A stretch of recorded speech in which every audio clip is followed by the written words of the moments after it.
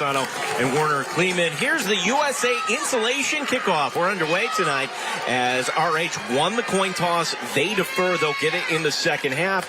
And the drive here will start at about the 25 for the McQuaid Knights, who are led by their quarterback, Will DeMarco.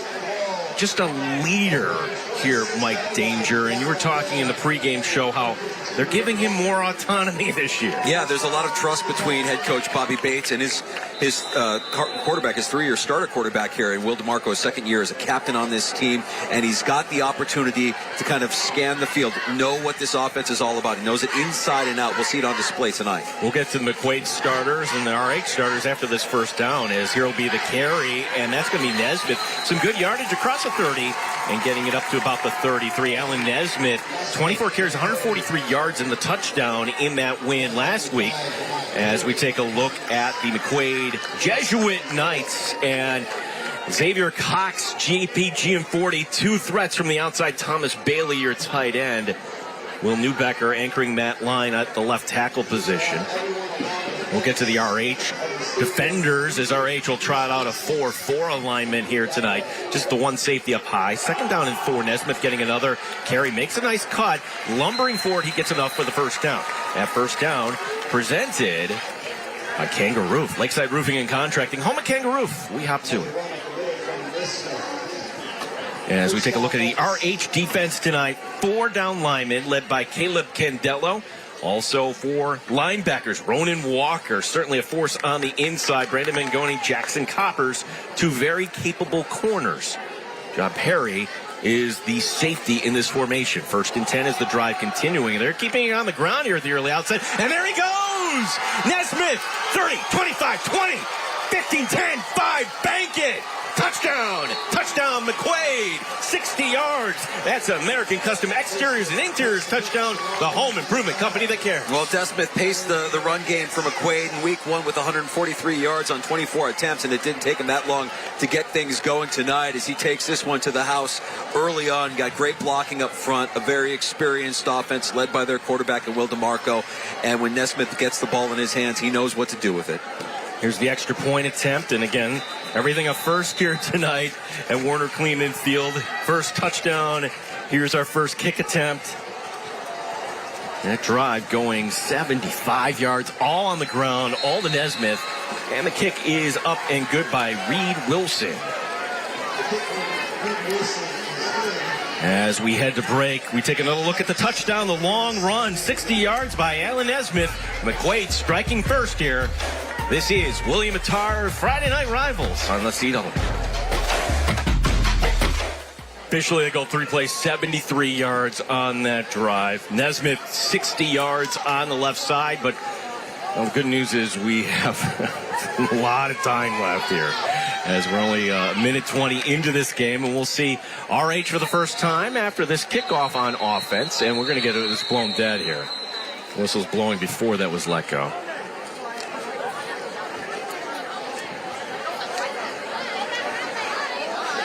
And we want to make him do it again here.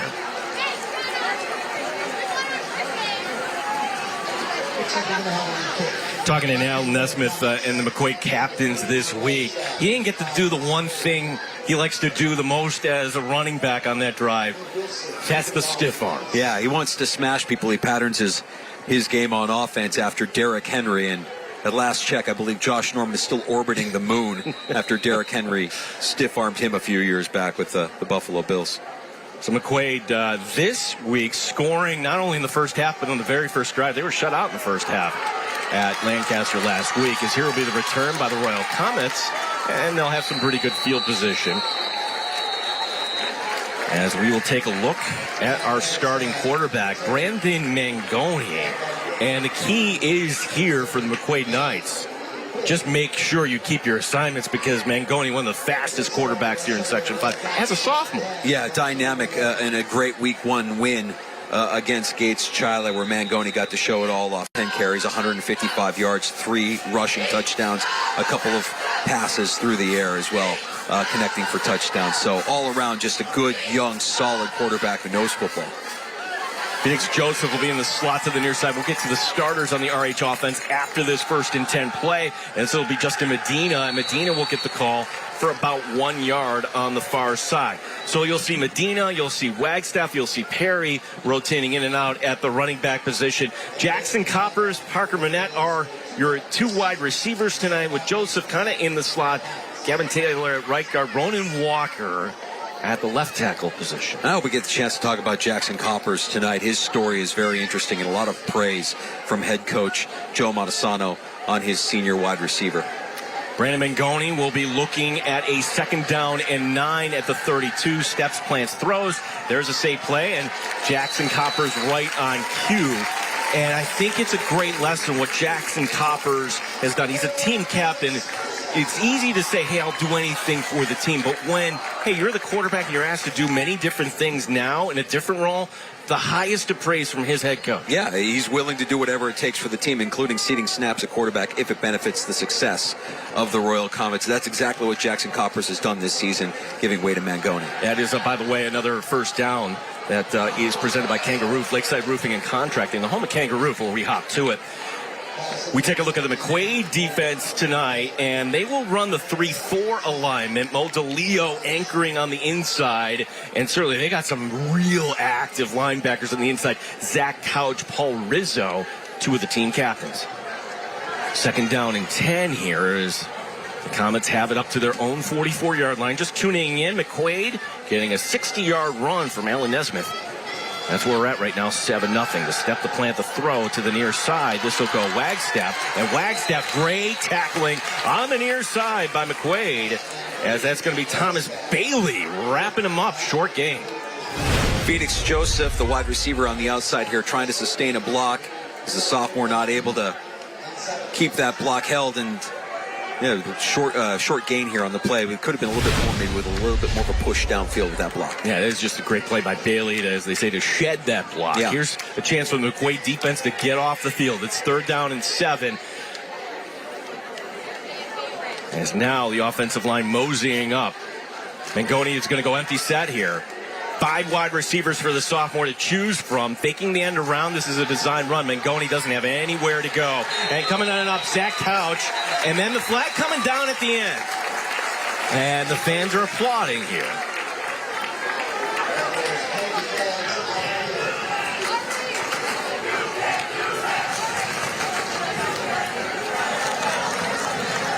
Face mask. 5 yards. Defense. Number 5. 5 yards to the previous spot. Repeat 3rd down. So not the automatic 1st down, but it's going to force McQuaid here to play another down. So the 5 yards gets marked off now into McQuaid territory. Bring up 3rd and 3 at the 49. Big Zach Couch here. Grabbing the helmet, grabbing the face mask there, is trying to get him down, and that's an easy call for the officials to make. Mangoni out of the shotgun, to the right, to the left. Takes the snap, bouncing those feet. Lots of time. He's under pressure now, trying to get away. He's going to go down. Coverage sack, if you will. And now the whistle blowing. It's going to go all the way back to the 39-yard line, and that will be with the sack, number 77, Antonio Daring.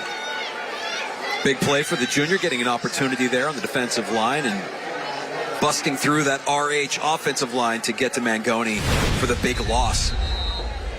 Certainly this is a nominee, even though it's early in the game, for our defense play of the game, the Vinyl Outlet. Defense play of the game, the Vinyl Outlet. Western New York's best porch, deck, and fence installations. The McQuaid defense holds. 2 men deep back here for the Knights. It's a high booming punt. And the ball is going to be dropped. Who has it? Cox had it for a second, looking up into that high sky.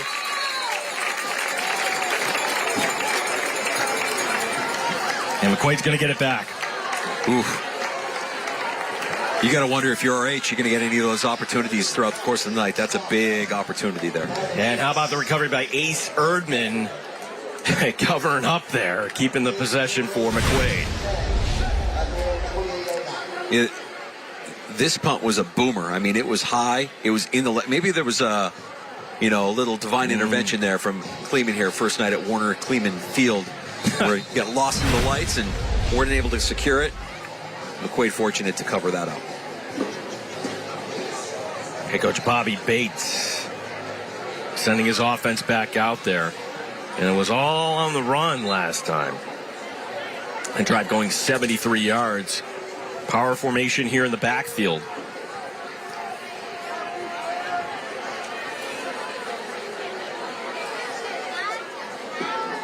They're going to line up Couch as one of the fullbacks here. DeMarco is back there as well. All right, we have an inadvertent whistle. By rule, McQuaid's got, or Rush-Henrietta's got the choice. They're going to take the ball here, first down.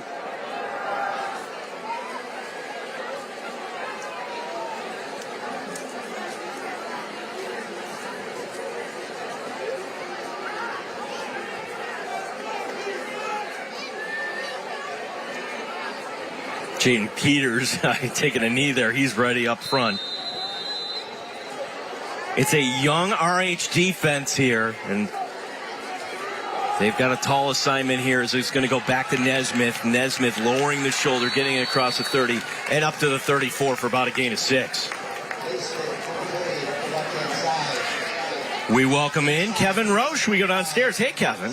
Good evening, guys. You know it is a night to honor and remember the legacy of Werner Kleemann here, who was a coach, a teacher, an administrator in the Rush-Henrietta School District for over 3 decades. As a coach, he was pretty good. 95, 25, and 4, including 2 sectional titles and 6 league titles. Now, current RH coach Joe Montesano took over for Kleemann after he retired. He told us this week that Kleemann never tried to push his philosophy on him. In fact, he told him he's got to find his own way, and it was tough sledding for Montesano and the Comets in 2005 when he first took over, but it was Kleemann's humble advice that helped get him through it. And guys, he told us it was also Kleemann who kept the naysayers away. Yeah, it's tough. Thank you, Kevin. When you take over a program and sometimes there's expectations, you got to remember these are high school students, and Joe Montesano is certainly a veteran of this program. As that would, by the way, was another run for a first down. Lakeside Roofing and Contracting, the home of Kangaroo Roof. We hop to it. Nesmith getting the call again. And it's one of those, hey, if this is working, why not stray away from it? You get the sense that head coach Bobby Bates isn't going to overthink it, play to his team's strengths, and right now that strength is the legs of Nesmith and this running game from McQuaid. They're getting a good push up front and chunk yards with every handoff. And again, this is not your typical road game if you're McQuaid here playing tonight, and it feels like the whole town of Henrietta is out here tonight. Second down and long. 2nd and 6, we'll call it. 2 men going into motion, including the tight end, Thomas Bailey. The play action. Here they go to the air. The check down, and that is going to be caught up along the near side. That's going to be good enough for the first down. As getting it will be number 2, Paul Rizzo, the fullback. So another first down. That's brought to you by Kangaroo Roof. Lakeside Roofing and Contracting, the home of Kangaroo Roof. We hop to it. This offense for McQuaid just moves so fluidly, and with the experience DeMarco has and the knowledge he has of this offense, makes, 2nd and 6 look easy with this completion down the field to Rizzo. JP Gianforte is the receiver to the far side here. As the pitch is going to go to Nesmith. Nesmith trying to get around the corner, and he's going to be knocked out of bounds. So finally, the RH defense able to get a good stop here on first down. That's our guy Jackson Coppers pushing him out of bounds. We talked about him a little bit earlier. I mean, this guy happens to be one of the best wrestlers in the state as well. Jackson Coppers winning sectionals 4 years in a row in wrestling. Quarterback last year, and now playing DB and wide receiver this year with Mangoni taking over as a sophomore at quarterback for RH. 2nd down and 11, the down and distance. So Coppers with the tackle for the loss of 1. The handoff going inside. Big head of steam for Nesmith, and that is a positive game once again. Down to about the 27. At the bottom of that pile, Parker Zagnoni, number 19.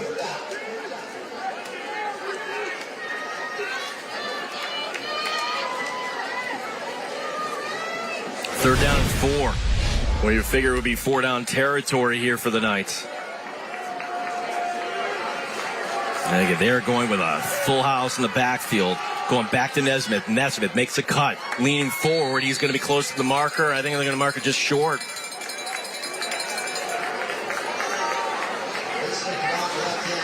So last year's place kicker, Dominic Sansone, now kicking at Fordham.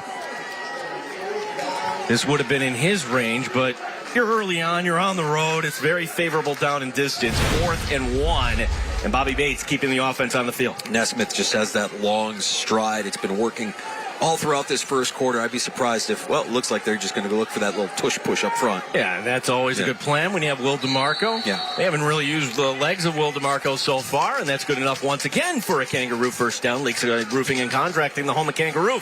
We hop to it. I mean, again, DeMarco knows this offense like the back of his hand. He knows the personnel. He knows everybody's position and where everybody needs to be. So there's trust, there's autonomy between head coach, quarterback, line, skill position players, complete alignment on the offensive side of the ball with the experience that Will DeMarco has accumulated during his time here at McQuaid. Yeah, this is really rare to have this sort of expertise at the high school level.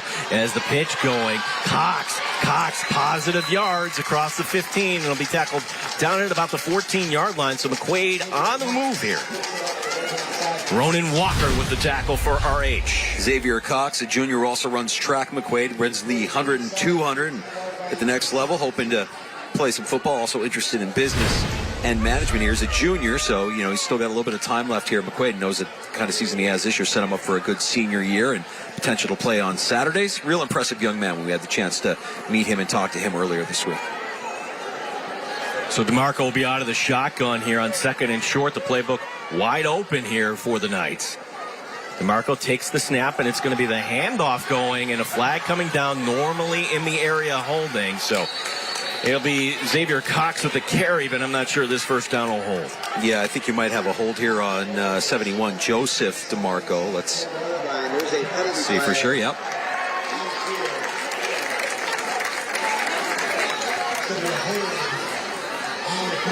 Holding, number 79, 10 from the previous spot. Repeat, second down. Back the Knights up. That's going to be the right guard, Cooper Convis. 6'4", 285-pound senior. And if I know anything about the Condis family, Cooper's going to have a talk with his dad, Joe, when he gets home tonight about that specific play. 2nd down and long.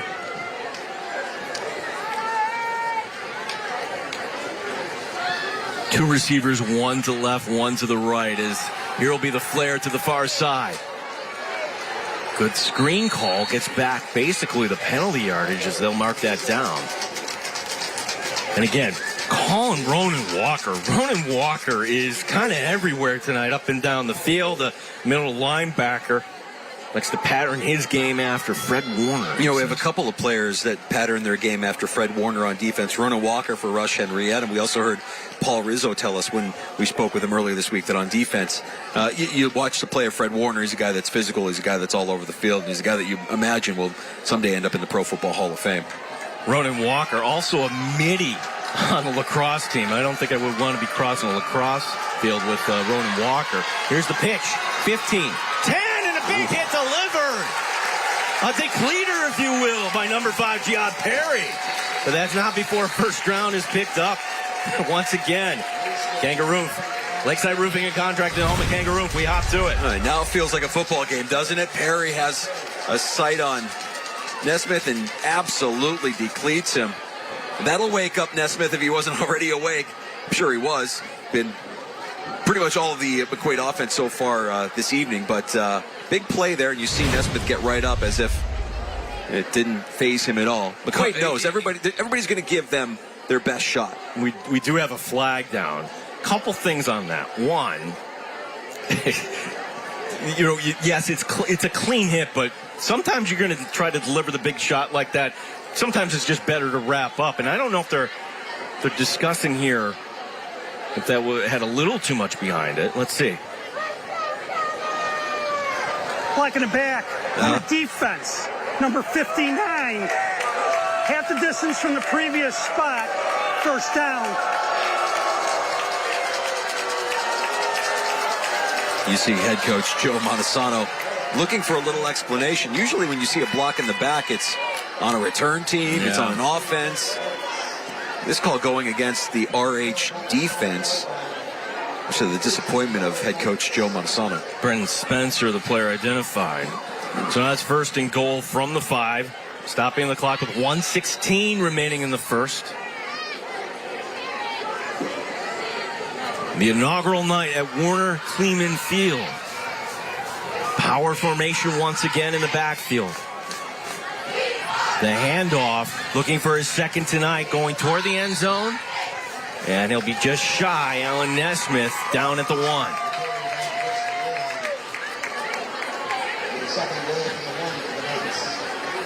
You know, I think this might have been part of McQuaid's game plan as well, to have these long, sustained drives to keep Brandon Mangoni on the sideline. That RH offense that can explode at any point. We saw lots of big plays last week in their win over Gates Chili.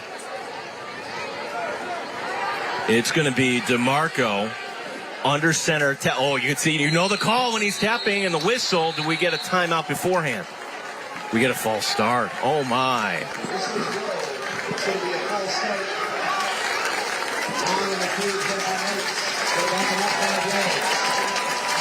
Dead ball. False start. Offense. Number 78. 5 yards from the previous spot. Repeat second down. So Bryson Terry getting called. Want to thank our good friends at the Distillery tonight for their sponsorship here on Friday Night Rivals. The truck tells me it was great here tonight. The Distillery in Henrietta on Winton Road. They have a Cajun chicken pasta. That's my go-to every time I'm at the Distillery. Love it. Here's going to be the pitch. Nesmith again looking for number 2 in this quarter. Nesmith to the end zone. They're going to mark him short again. McQuaid will now take this to the second. Well, the Knights showing why they are a power here in Section 5. A good start for the visitors here tonight at Sperry High School. RH trailing 7-0. This is the law offices of William Attar's Friday Night Rivals, driven by Bob Johnson Automotive Group here on CW Rochester. All right, you be the judge at home, and the knee is down. You can't tell if the ball's over from that angle. So for the officials, they're right on top of the officials right there. Good stop by RH. As the teams now will switch sides. By the way, a member of that McQuaid coaching staff for years now is heading up the Gates Chili program. I want to congratulate Andre Fontenette.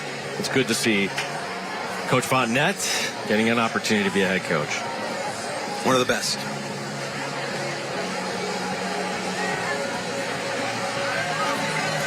Yeah, Churchville Chili is his alma mater. He's the head coach at Gates Chili.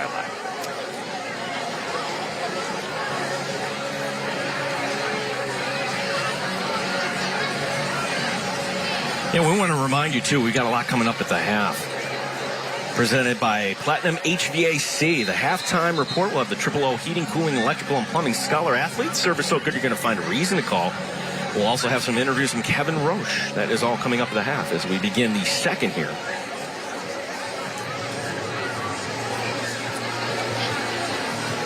Beautiful night, isn't it? Saw a picture of the moon there going into the break. Nice.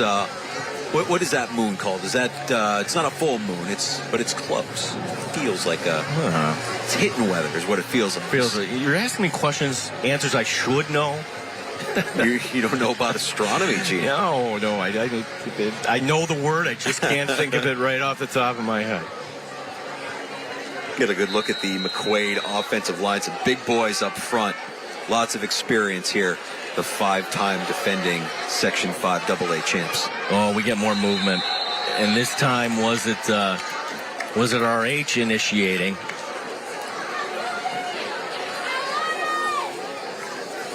Dead ball. Encroachment defense. Number 74. Half the distance to the goal. Third down. Well, that's another, not a coach. Well, he is a coach's son. Caleb Condello's dad, Mike, played professionally the Rochester Raiders indoor football team. Now Mike helping out with the JV program here.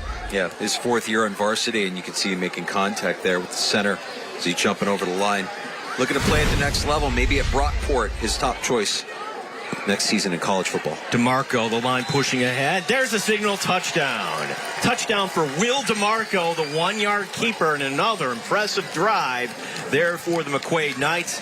That's another American Custom Exteriors and Interiors touchdown. The home improvement company that cares. Nothing fancy here from McQuaid. And really, for this entirety of the drive, you're seeing a lot of them just using their size up front, getting that push, and moving the ball downfield. And when you're at the goal line, go ahead and let DeMarco take it. He knows what to do with it. He's got that experience. He's got that size. Wilson to attempt the PAT. And he's going to be 2 of 2 tonight. So where McQuaid was down 14-0 last week out in Buffalo, tonight they got the 14-0 lead here as we take another look. You're watching Friday Night Rivals on CW Rochester.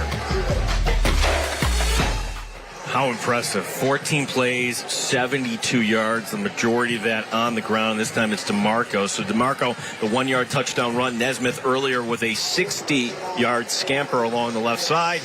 That's where we're at right now, 14-0. Here's the USA insulation kickoff.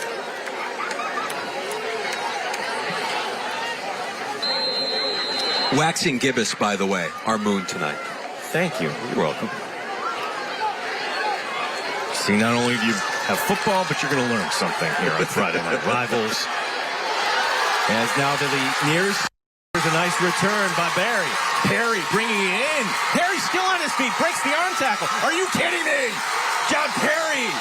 You got to bring him down if you're McQuaid. He has it inside the 25-yard line. Huge return there for the Royal Comets, number 5. Boy, just the spark they needed, too, right? As McQuaid is lulling this team to sleep with a long drive, mostly on the ground. You have Perry making this big play on the return. Hard to bring down. Now setting up RH with great field position. You're down 14-0, but there's no reason to panic if you're RH, and this sets you up for a short field and the potential to get some more score, to get some points here for RH, as you can see. Perry getting pushed near the sideline, not out the sideline. Oh, there's a little bit of a stiff arm there, too. And nice little spin. Just an overall great athletic play by Perry. Ace Erdman with the touchdown-saving tackle, and he's made 2 big plays. Remember, he had the fumble recovery. It was actually GM40 earlier tonight on that. And so this will be 1st and 10. Well, momentarily after this play, we'll send it downstairs to Kevin Roche. He's got a special guest. Here's Mangoni out of the shotgun with 4 wide receivers. Man going into motion. And then the flare coming to the near side of Wagstaff. Wagstaff trying to get to the outside. That's a good open field tackle with the tackle Anthony Camarella for the McQuaid Knights as we send it downstairs to Kevin. Tonight with Werner Kleemann's son Brian here on this night where Rush-Henrietta debuts the new field in your father's name. What was your reaction when you and your family first heard that they were going to name this Werner Kleemann Field? Oh, just thrilled and so proud, and to know that, you know, his legacy and his lifetime that he put into this school district athletics and teaching and principal, that it was going to be, you know, here now forever. And just so thrilled and excited that the community rallied behind him, remembers him, and like I just said, his legacy is going to, you know, go on forever.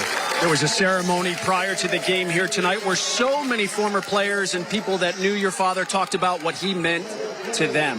What did RH in this community mean to him? Oh, he just loved it. Growing up, we had 2 families. We had our family at home, obviously, and the RH family. And so many people came tonight from all over, from the West Coast, you know, up from Florida, from East Lansing, players from the 70s, 80s, people that, you know, he was a principal. And just means the world to us that they think enough of him to come up and celebrate this with our family. Let's send it back up to Gene quickly here for the call. We'll continue our conversation with Brian Kleemann.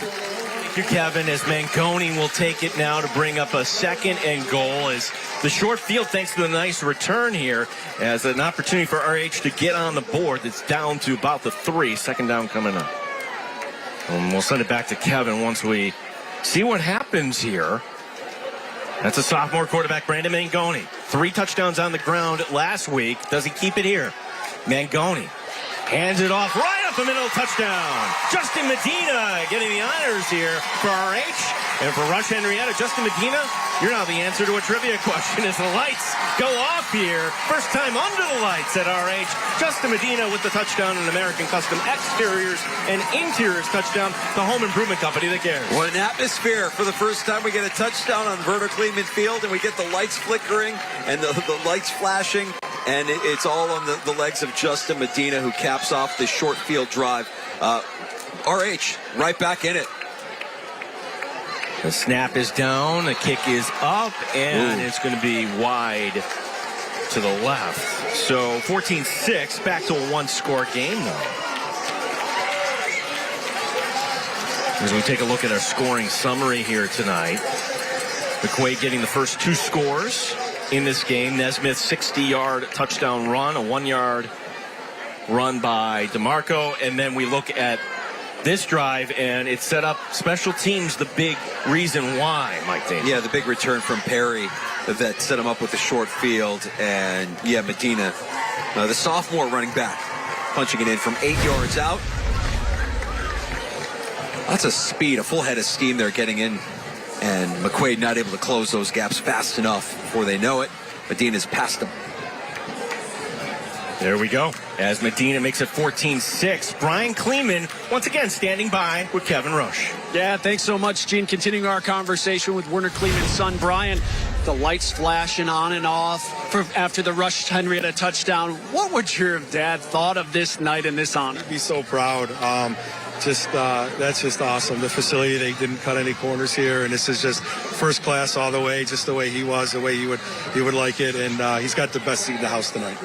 You've continued his legacy here at RH with the Werner Kleemann Scholarship Fund, and that has gone to RH seniors the last 6 years. Why was it important to your family to kind of continue his legacy through this scholarship? That's what he was about. That's what he would love. The RH student athletes that are pursuing higher education are going on, and the communities rally around that. Every year we have the tailgate, and it's just tremendous support. And 3 kids go to college with $1,500, and just awesome that we can do that.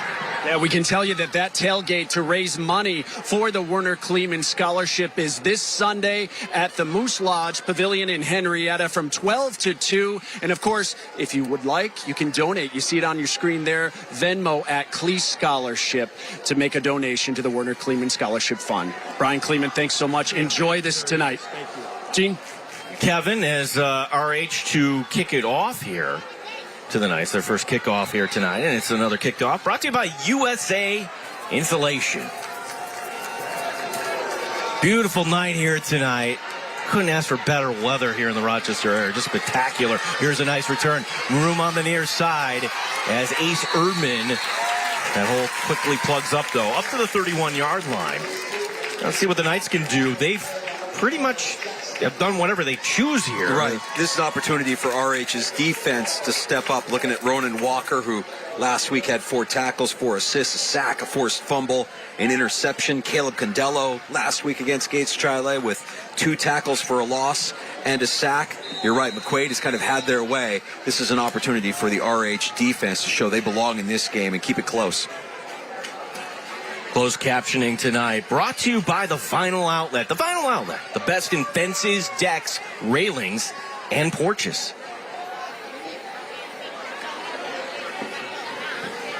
Under center this time, Will DeMarco. And this time the play action. He's got a man underneath, and instead he'll take it himself and using that man and slide. How heady is number 80 there for the Knights? First down, it's brought to you by the Tracy Door Company. For 3 generations, the Tracy Door Company. I'm telling you what, Gino, there are professional quarterbacks that wish they knew how to get down the way Will DeMarco got down on this play. You see him make the big gain, preserve his body. Nice slide, first down, live to play another day, and live to play another down. Will DeMarco has it all here. That's a nice gain of 13 yards, putting it up to 44 for the Knights. And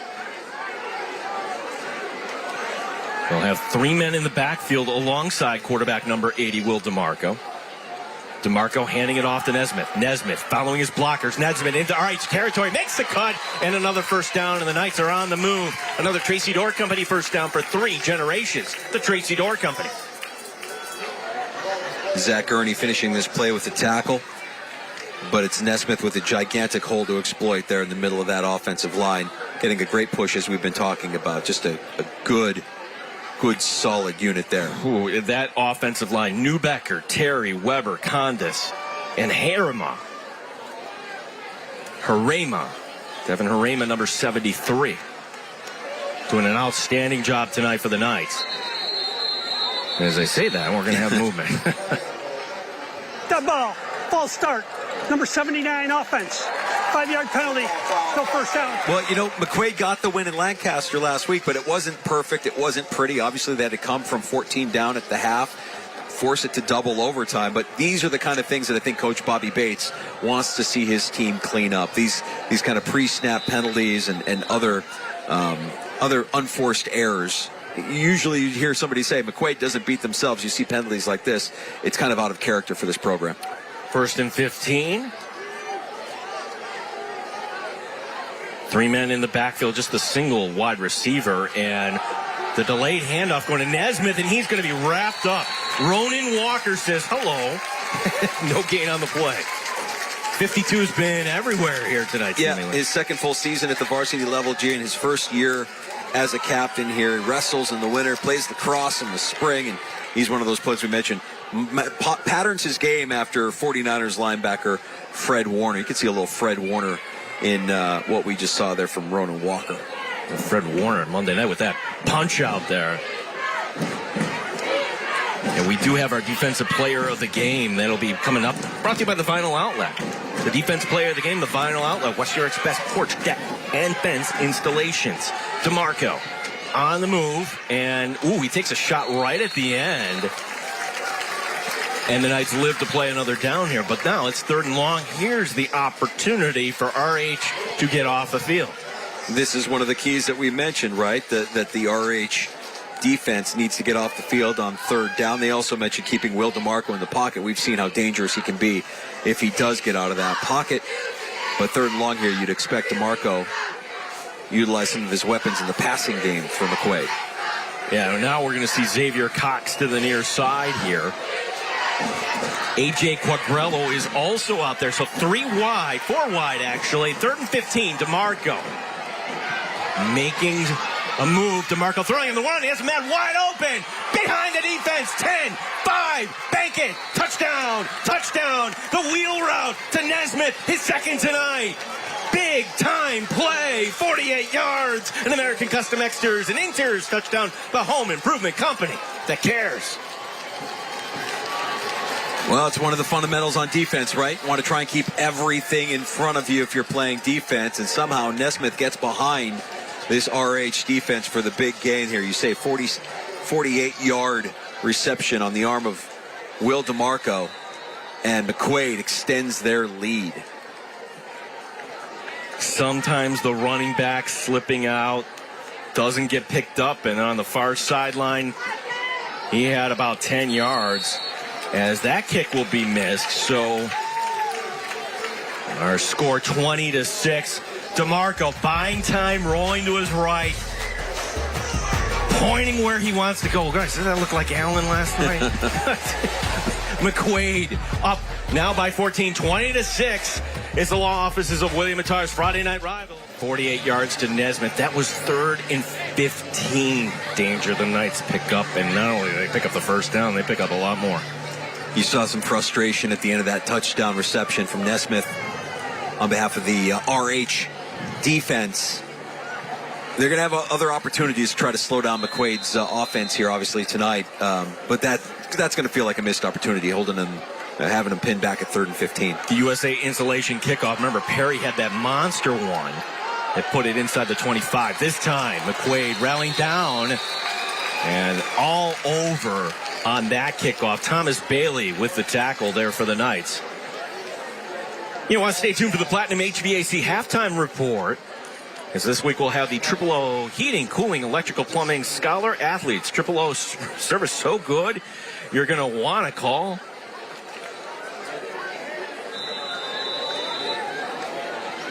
Kevin Roche will have highlights and interviews. All that coming up at the half. 4 wide receivers. As Medina takes the handoff. He's got the touchdown tonight, and this time not a lot there.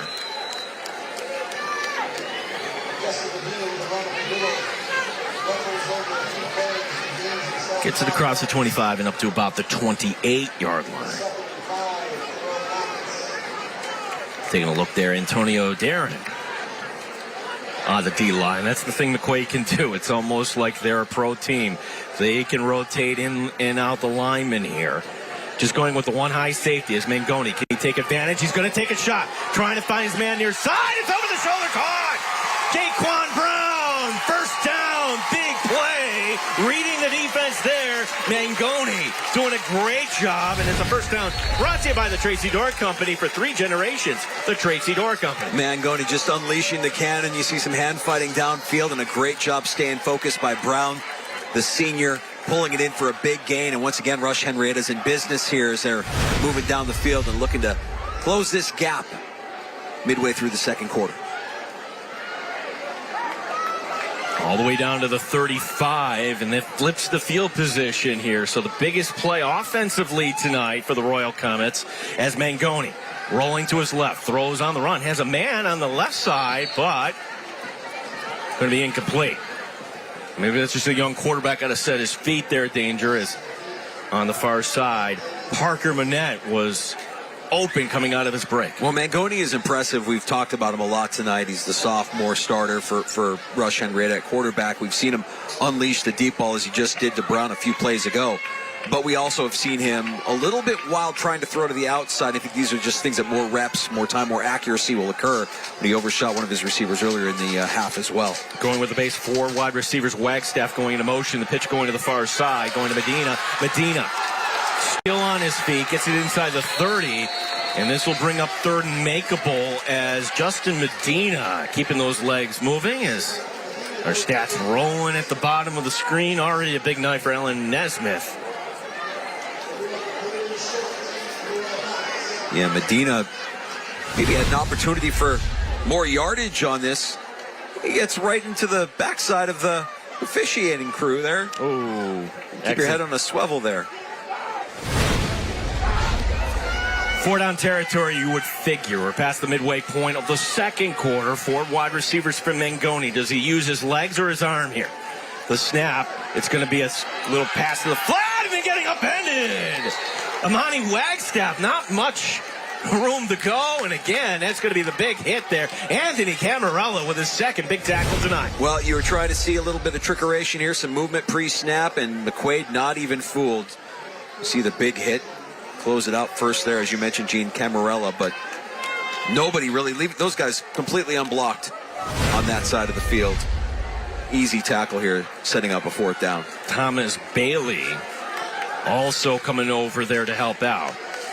4th down, and we'll call it a long 3. Can the Royal Comets pick this up? Mangoni bouncing his feet. Trying to buy some time. He's going to try to go to the marker. No, he has a man beyond the defense. Caught at the 5. Into the end zone. Touchdown. Touchdown. Royal Comets RH. And again, that's going to be number 2. Jaquan Brown. Jaquan Brown, an American Custom Extras and Interiors touchdown. The home improvement company that cares. What a play by Mangoni. We've seen 2 touchdowns now in a row where the receiver has gotten behind, or the running back has gotten behind the defense, and boy, Brown, again, getting a good 5 yards, 10-yard separation behind the McQuaid defense. All set up by the play of Mangoni and extending that play. You have to respect his legs. You have to respect that he could run with the ball. I think that pushes up McQuaid's defense, allowing for Brown to get open down the field. They pick it up on 4th and 3. Good ball. Legal substitution. Put man on the field on defense. Half the distance to the goal. You have to take it here. Replay it down. Well, half the distance. Now it's at the 1. Question is, okay, they're still going to go for the PAT and not chase points here. I was thinking maybe they would opt to go for 2 here. Coppers to hold. Snap is a little high. He gets it down. Good job by Coppers as that is through. And we're back to a 1 touchdown game. It's 20-13. Boy, it's been a lot of fun so far this first half. Gene, RH scoring. The lights flickering off here at Werner Kleemann Field. Law Office of William Attar's Friday Night Rivals, driven by Bob Johnson Automotive Group. This is CW Rochester. Boy, Brown, almost like a secret weapon. We didn't have him listed as a starter, but coming off the bench here tonight. That play from 28 yards or scoring recap, now making it 20-13. But the McQuaid Knights, 3 possessions, 3 touchdowns so far here at Kleemann Field. Again, I'll bring up the opportunity that's in front of Rush-Henrietta here on defense. You get a stop, you get a takeaway, and this game is going to be very interesting here as we head to halftime. Again, it's another USA insulation kickoff. Everything we could have hoped for here tonight in this matchup between these two AA teams is here will be Erdman. Erdman with a head of steam, and Erdman gets it across the 35 and up to about the 37-yard line. Love that hard running there. Parker Burnett with the tackle for the Royal Comets.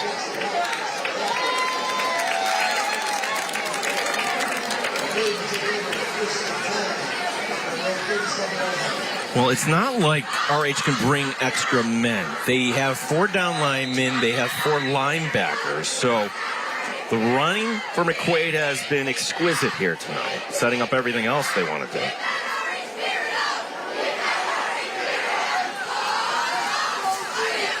DeMarco will be out of the shotgun. 2 fullbacks in this formation. Nesmith trying to follow them. And a lot of traffic there, a lot of big bodies, and a very nice gain of 7.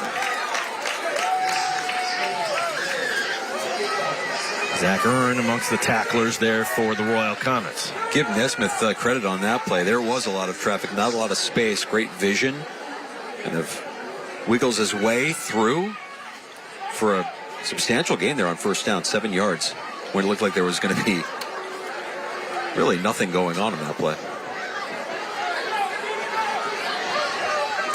Second and short.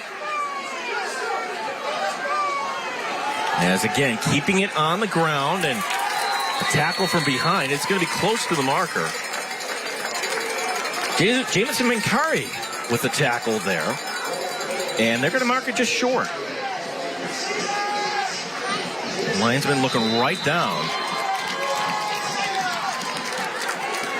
And maybe we have our first measurement here.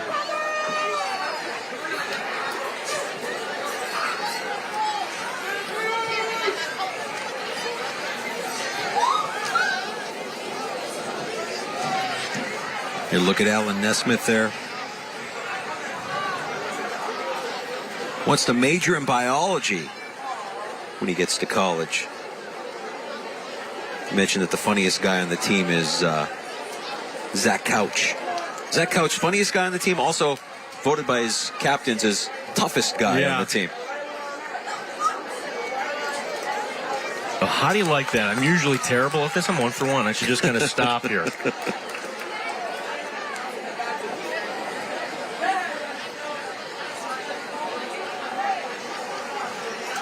Boy, at the NFL, they're trying to work out the technology where the chain gang will be a thing of the past, but they don't have it quite down yet. As you take a look at Minkari with that big tackle here, this will bring up 3rd down.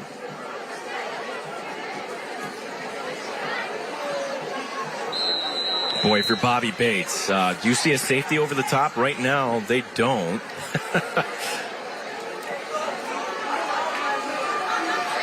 Yeah, if you want play action here, it's tempting, but do they go under? As DeMarco, play action! DeMarco rolling to his right, has all sorts of green, and he's just going to take the easy stuff. DeMarco, a little bit of a stiff arm, and gets it down to the 41-yard line. That's a gain of 13. That's good enough for a Tracy Door Company first down for 3 generations. The Tracy Door Company. Love the play call. You've got all kinds of options, and a quarterback who knows this offense like the back of his hand, knows that if it's not downfield, he can just take it, get that first down yardage, extend the drive. Smart play by DeMarco, great call by Bobby Bates. So the 3rd and 1, a little bit of a hobble there for DeMarco. He's fine as he's ready to take this first down snap, as this is going to put us under 3 minutes to go here in the first half. And the play action again, the sidearm throw, and that was just a rare misfire, as it's Bailey, the tight end, who could have picked up some nice yardage on the far sideline.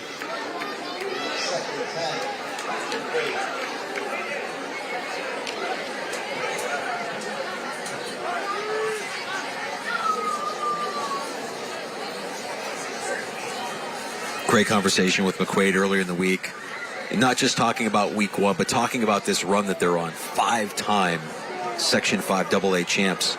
Knowing that they're going to get every opponent's best effort week in and week out. How hard it is to sustain that level of success.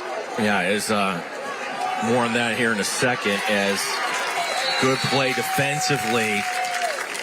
That's going to be number 10, Parker Nuonette, helping to slow it down and bring up third down. The quote that stood out to me from Bobby Bates when talking about that, he said, it's tougher to sustain this rather than to climb up on the way up. Yeah.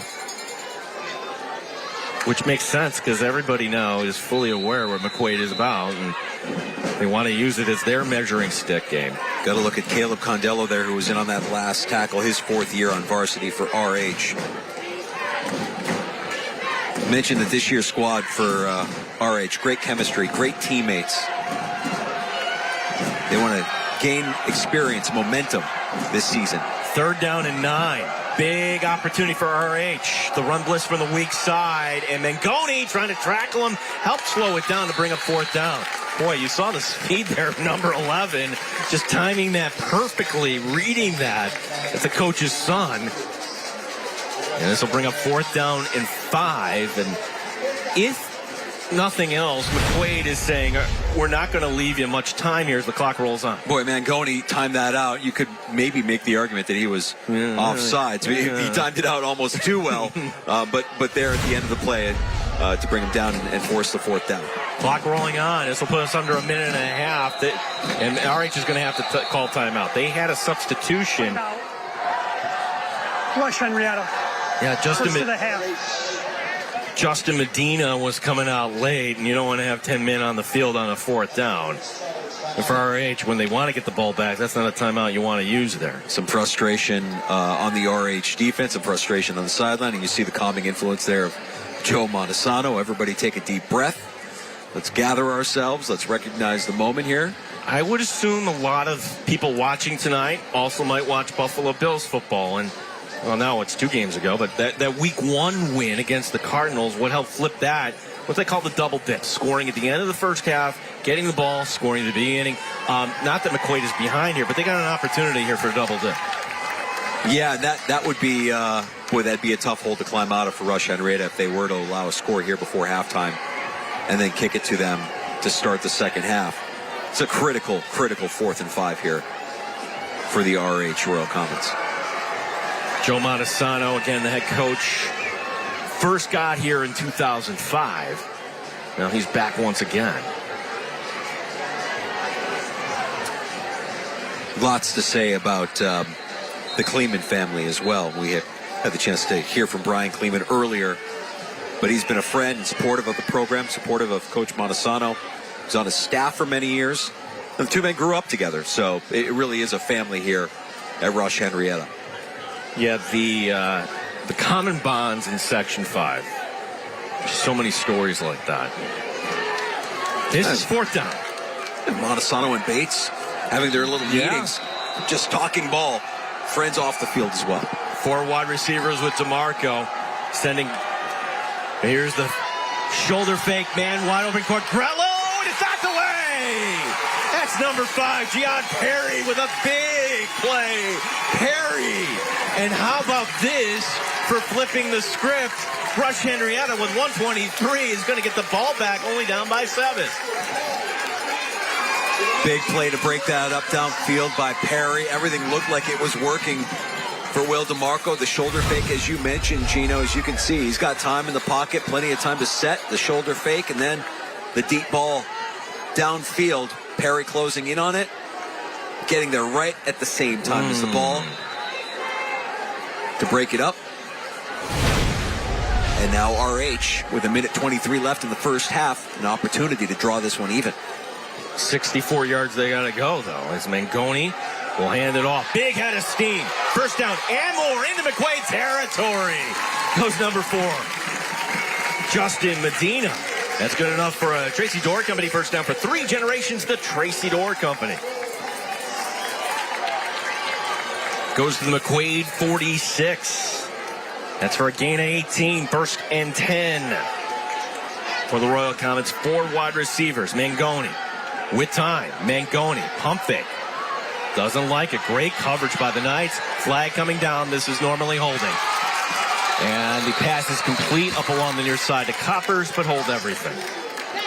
No pun intended. Yeah, incomplete.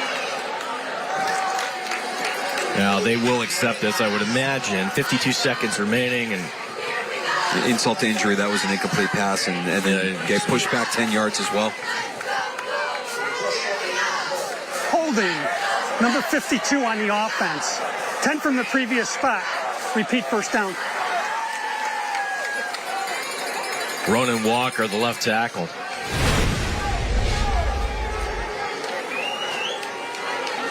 Yeah, look, it's a battle, and you've got a lot of time back there. Yeah. Mangoni. Yeah, up as soon as the outside shoulder. Yep, that's little grab of the jersey. You can see the tug. Mangoni, great extending the play. The offensive line having a hard time sustaining their blocks. Faking the check down to the right. It goes to the backside, and then breaking a tackle once again. Close to the first down. He's got it. Justin Medina all the way down to the 35-yard line. So erase the penalty yardage, and it's a first down once again. A Tracy Door Company first down for 3 generations. The Tracy Door Company. It's like we have an injured Knight on the field after the play.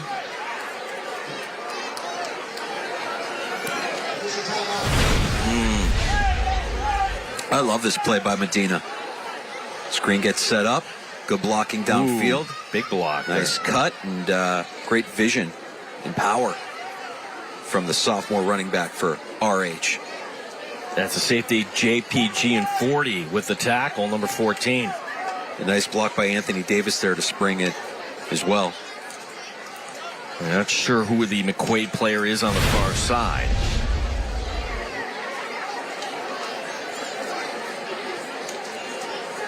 Oh, it is going to be Kevin Roach telling us it is Gene 40. Thank you, Kevin. Kevin will have a lot of info coming your way up to the half here.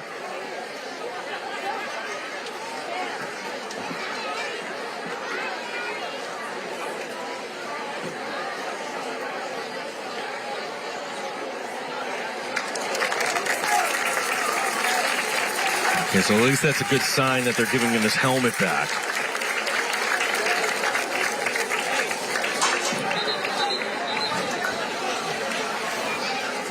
And one of the top players in that secondary, now a senior. So the clock starts back up here. This puts us under 40 seconds to go here in the first half. The handoff going right between the tackles. Again, big gain for Medina. Medina getting it all the way down to the 14-yard line. Good enough for Tracy Door Company first down. For 3 generations, the Tracy Door Company, and we're going to get a false start. This also brings us inside the Ide family of dealerships red zone. Ball, snap infraction, offense, 5 yards, first. Now, the question is, I should know the rule on this about the clock.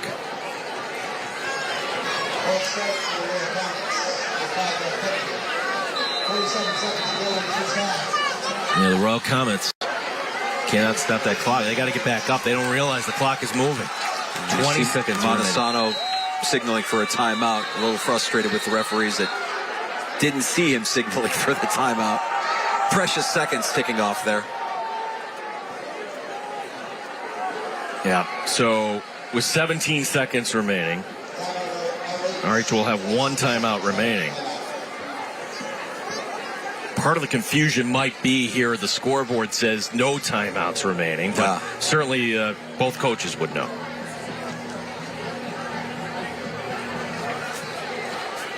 Boy, how about the running of number 4 Justin Medina tonight, Danger? Yeah, he's been a weapon, and they haven't had a lot of answers. Some good blocking up front by RH, and Medina refusing to go down quietly. Yeah, let's give shout-outs to Brown, number 2, and also Perry, number 5. It takes a lot of guys to spring a guy free like that. Dare I say everybody's doing their 111th out there, Gene. This is big. Less than 20 seconds, a chance to tie things up at the half. If you're Rush-Henrietta, you can't squander this opportunity knowing McQuaid starts the second half with the football. Brown's got a touchdown tonight. He is the receiver to the very top of your screen to your left. And now do we get a McQuaid timeout? No, it's an official timeout.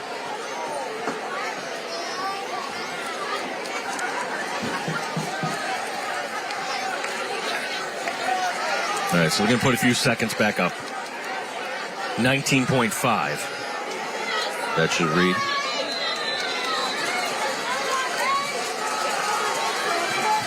First night using the new scoreboard.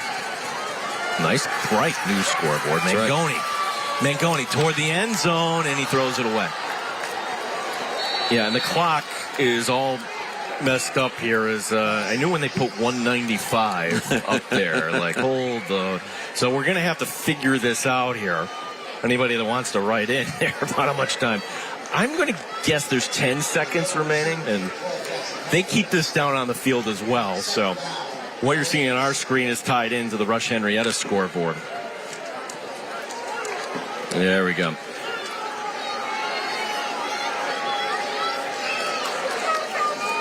Well, that's a break for RH because they had 19.5 before. That did not take 0.6 seconds. Here's going to be the play to the end zone. Looking for Brown, and it's just out of reach. Good no call by the officials there. Brown, once again, the intended receiver, looking for his second tonight. And Anthony Camarella has been in a lot of places, the reserve defensive back here on the coverage.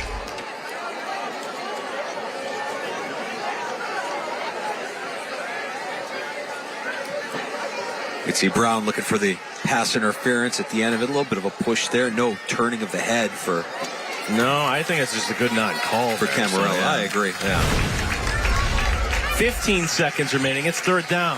Mangoni trying to use his legs to buy some time. Mangoni rolls to his right, throws across his body, and it's nearly intercepted. Broken up, pass incomplete. This to bring up fourth down. That's Xavier Cox with the near pick.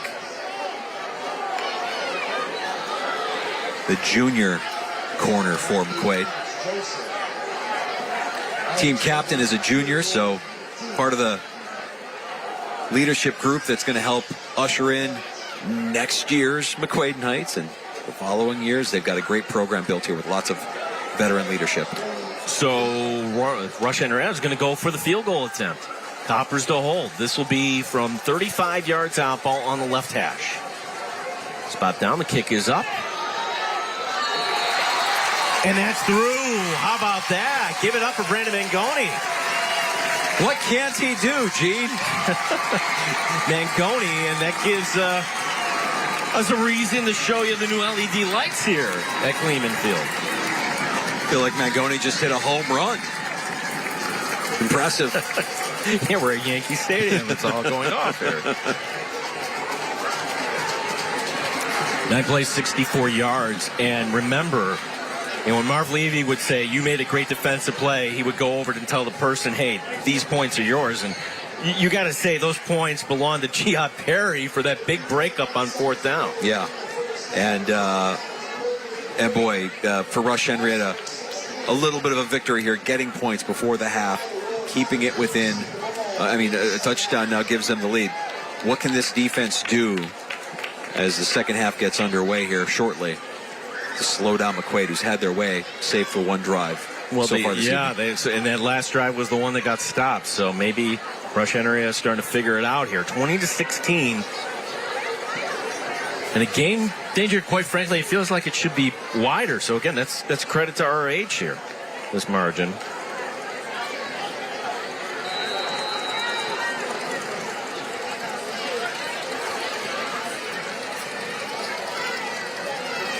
Mangoni, another kickoff brought to you by USA Insulation. It's going to be the squib kick.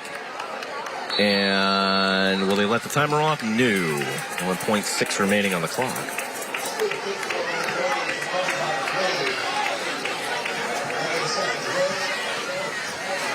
And then hopefully we will be talking to Bobby Bates right after this before we go to break. Our sideline reporter Kevin Roche tonight.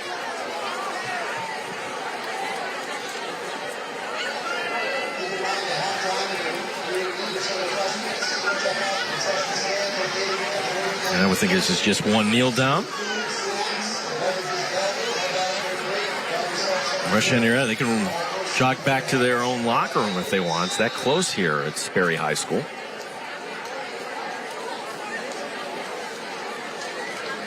And there's the kneel down, and we have reached the end of the first half. 20-16 in a game where everything we hoped for is actually coming true here tonight so far. Yeah, and you have McQuaid with the early 14-0 lead, and Rush-Henrietta scratching back into it. Big stop at as we were nearing the end of the first half. Rush-Henrietta able to get that 35-yard field goal to draw within 4. You're watching the Platinum HVAC Halftime Report. Platinum HVAC, the best at what we do. Well, teams warming up here as we're getting ready for the second half of action. Entertaining first half. McQuaid leading by 4, 20-16 here on Friday Night Rivals. As we take a look at the highlights of how we got to this point. Plenty of big plays on both sides, including one right off the get-go. It'd be Nesmith taking this 60 yards, out racing the defense. Nesmith is first of 2 tonight. Number 4 on his way to a big half here.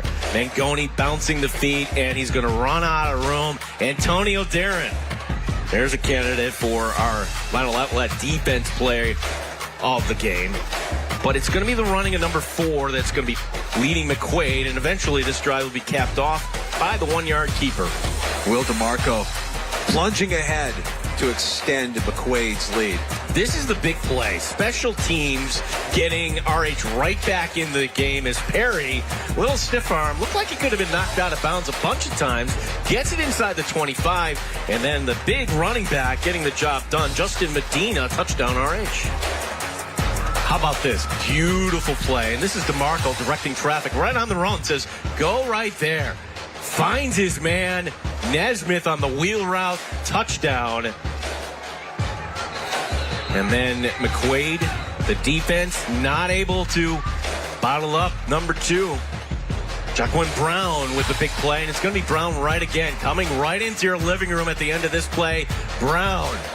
Touchdown. A field goal right at the end, making our margin 20-16 as we take a look at some of the first half stats. You saw McQuaid really dominate early through their ground game, and really only passing we needed. But the thing that's interesting about both these quarterbacks is they can make plays with their legs as they can with their arms. And you have to be honest, if they're getting out of the pocket, we've seen a couple of big plays happen when those defenses get sucked forward and the receivers and skill position players get behind that defense. Both teams completing their warm-ups here as we're getting ready for the second half. It's going to be McQuaid to receive. And while we have a minute, we should talk about the halftime adjustments here too tonight. Stella Roofing halftime adjustments, Premier Roofing Solutions for Western New York. Hey, look, if you're McQuaid, keep pushing. The ground game was working for you early. That offensive line has been dominant. Keep Mangoni in the pocket defensively, because he is that dual threat. And you've seen some big plays happen when he gets outside of the pocket. And I think if you're RH, you want to move Mangoni around more. Utilize his legs, try to extend plays, and try to go deep, and also stop McQuaid on those early downs. We know how McQuaid wants to establish success on those early first down runs. We take a quick break. Second half kickoff coming your way next here on Friday Night Rivals.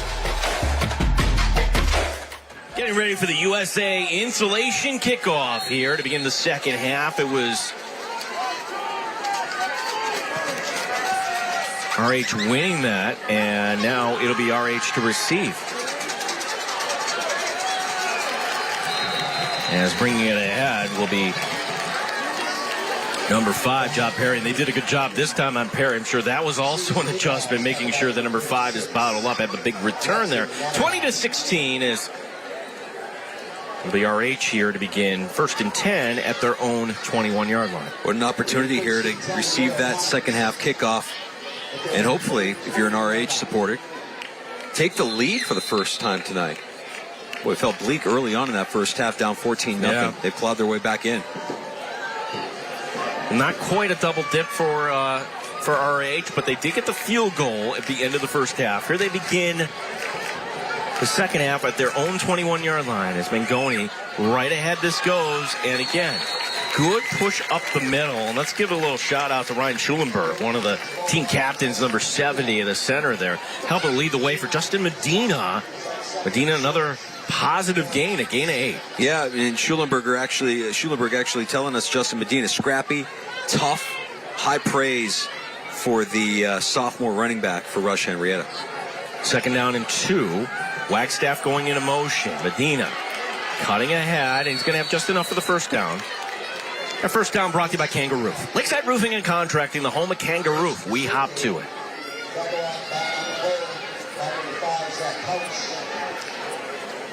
Zach Couch showing some of that closing speed on that tackle.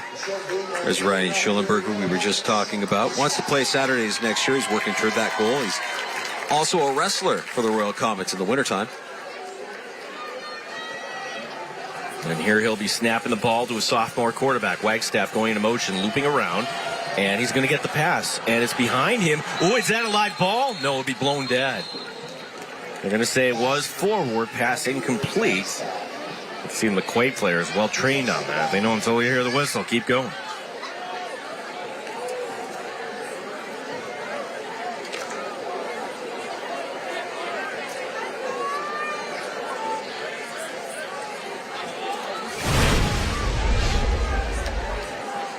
Let's see here. Yeah, that's that is. Although it's behind him, yeah, it's a forward pass. Yeah. Wagstaff going into motion once again. The play action. Mangoni rolling out. Mangoni throwing down the run. And Mangoni finds his man up to the 45 and breaking a tackle, getting in the McQuaid territory. It's Jackson Coppers. Jackson Coppers, a big play all the way down to the McQuaid 39-yard line. That played good for a Kangaroo first down. Lakeside Roofing and Contracting, the home of Kangaroo. We hop to it. Love this connection between Mangoni and Coppers, and I mentioned it during halftime. Getting Mangoni out of the pocket.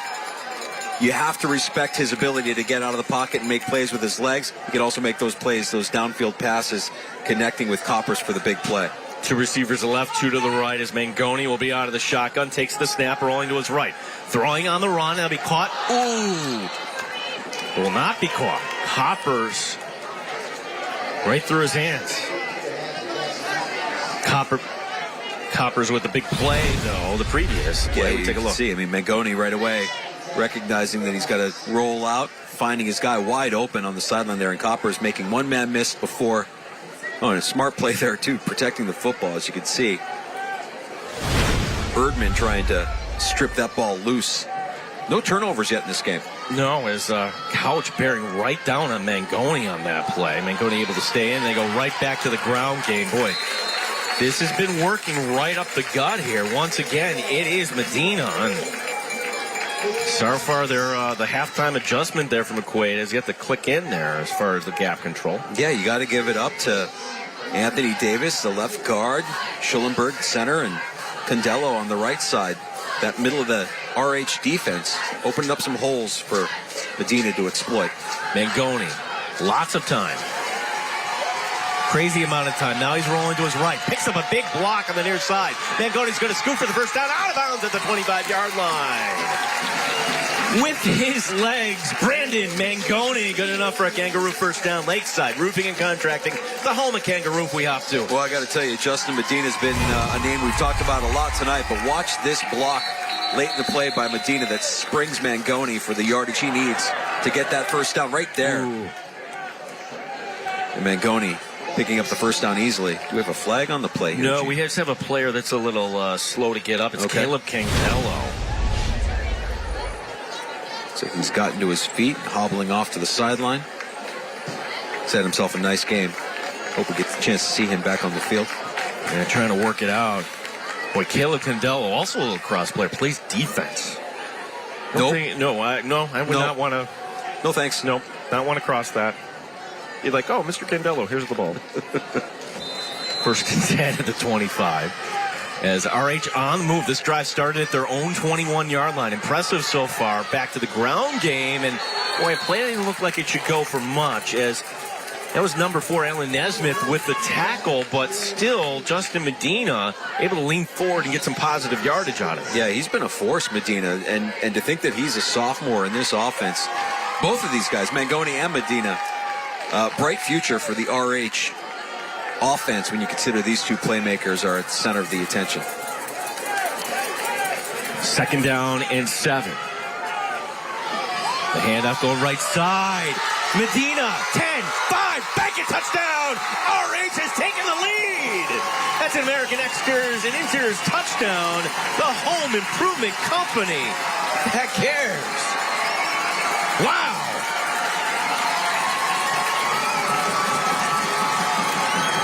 What an impressive drive to start the second half by RH. Making some adjustments, keeping Medina involved. And boy, this new stadium or this new field, Well, sometimes shaking. Yeah, sometimes you say the place is rocking. No, literally the press box is moving here. It's that electric, and that will go in 23-20. Another touchdown by number 4, Justin Medina. Exciting game here tonight. It's the law offices of William Attar's Friday Night Rivals, driven by Bob Johnson Automotive Group here on CW Rochester. 9 plays, 79 yards here tonight, as Justin Medina is going to get a water break here. And we're taking a look also at Caleb Candello. And he's hydrating on the near side. That offensive line for Rush-Henrietta tonight. Unsung heroes making it all happen here. I like Medina too, boy. He's all business. He scores the touchdown, no celebration, right to the sideline, sits down on the bench, hydrates, and gets ready to get back out there. The USA Insulation kickoff. High end over end, and now McQuaid, for the first time, they're down in this game, as that'll be brought up to the 30-yard line. But if you go back to week 1, for McQuaid, and this game is online if you want to watch it, that win over Lancaster, that was bonkers. What I thought was impressive, Bobby Bates, head coach, telling us this week that his team didn't panic. There was no panic down 14-0 at halftime. We asked him what he said to his team at halftime. He said, I didn't say a thing. I didn't say a word to them at halftime. They all know what they need to do. They're composed, they're poised, they're experienced, and a 3-point lead here for Rush-Henrietta isn't going to be something that rattles this seasoned McQuaid team.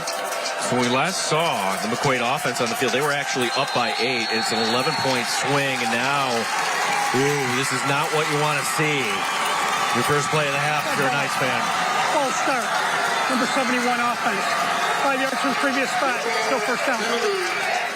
And now this place really loud. DeMarco getting whistled for that for the Knights. First and 15.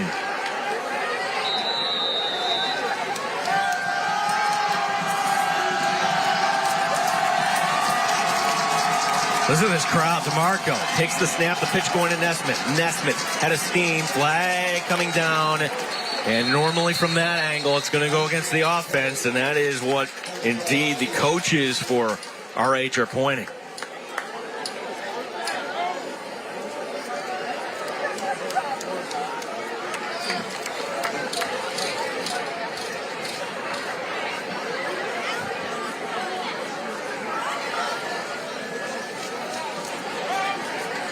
Our officiating crew tonight discussing his most recent flag. This is a big play if you're going to mark off the 10 yards here.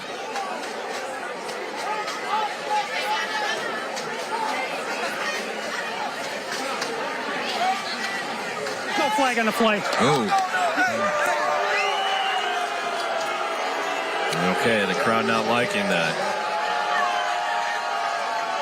Bobby Bates, the head coach. Joe Montesano giving the officiating crew an earful on the RH sideline here. The end result is a gain of 6 to bring up second down and 9.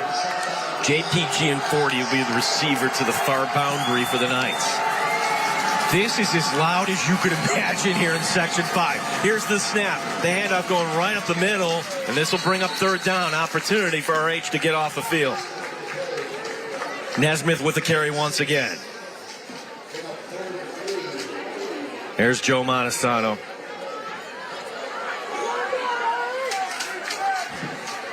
Man who looks like he's only 30 years old. It's a big night for the program, a historic night for the program.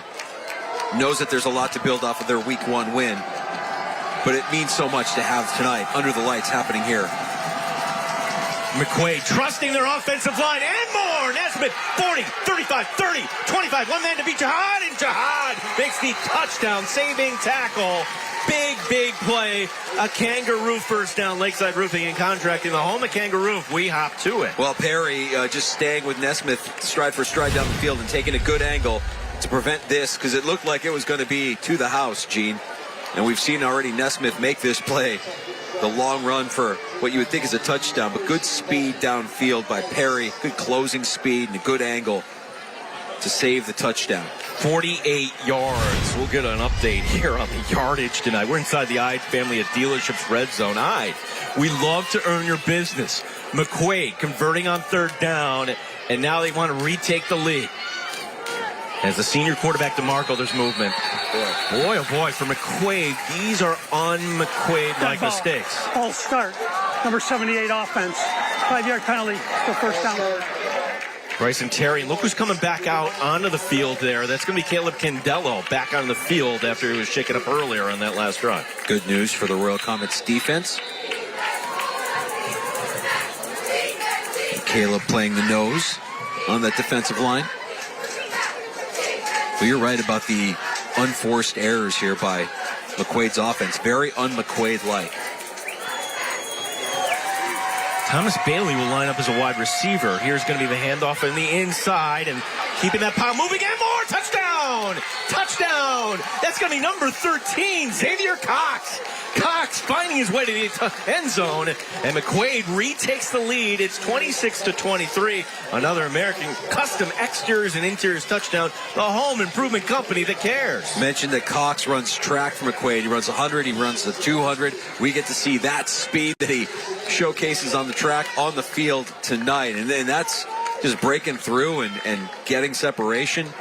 Hard guy to catch up to. Cox, the junior, for 6. Wilson, this to extend it to a 4-point game. And McQuaid converts. What a quick answer there by the Knights with 8:06 remaining here in the third. We step aside. Wild one here tonight at Kleemann Field. It's the law offices of William Attar's Friday Night Rivals, driven by Bob Johnson Automotive Group.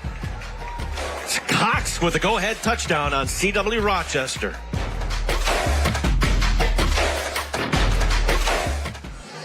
Boy, what a time to unleash Cox on that play, on that drive, right up the middle, showing that burst.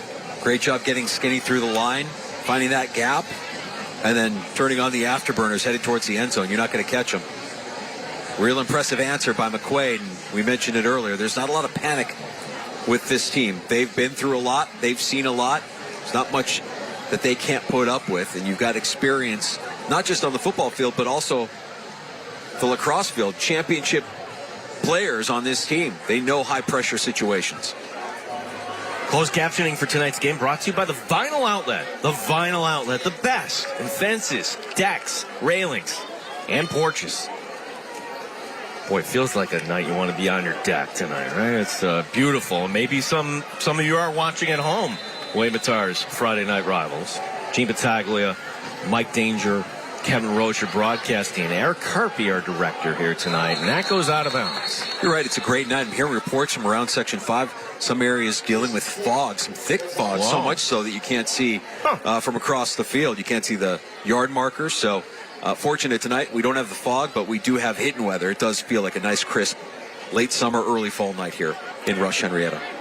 Aquinas defeating UPrep today, 21-2. That's going to grab some attention there. Maybe AQ is up on Kick out of bounds on the kicking team. Kick out of bounds. Rush-Henrietta has chosen to take 5 yards back from the previous spot we kicked.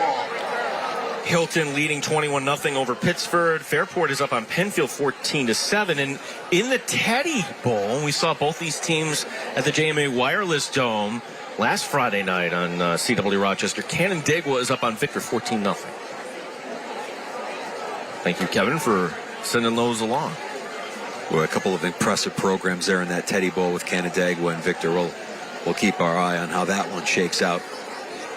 Imagine you're Canandaigua, you open up with a game at the Dome, and then you got to go on the road for the Teddy Bowl. Yeah. It's,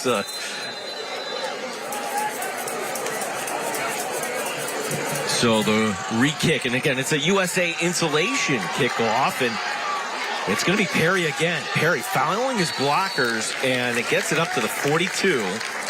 So another favorable start here for the Royal Comets as Job Perry, 6 carries, 60 yards last week in that win against Gates Chilide. But in that win against Gates Chilide, it was the Mangoni show, 5 total touchdowns and all.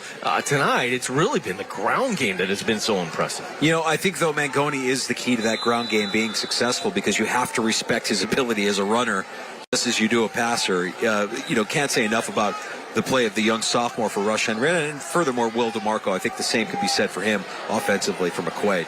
Austin Proya is the defensive end on the near side, and here he gets blocked off the play, and that's going to allow squirting through Justin Medina. And Medina,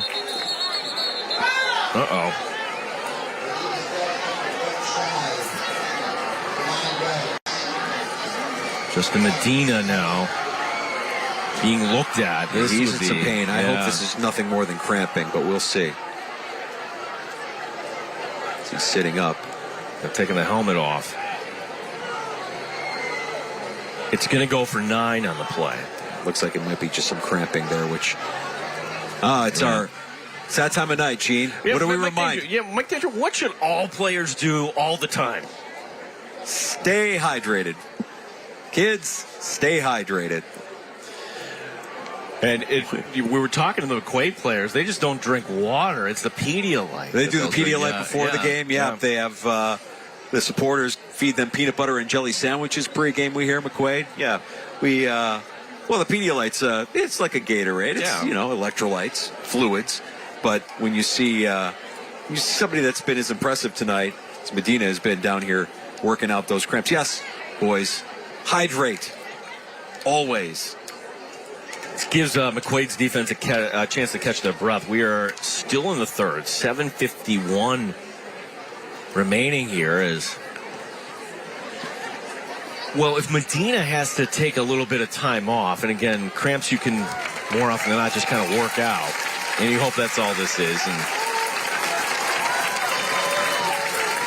judging by the look of it.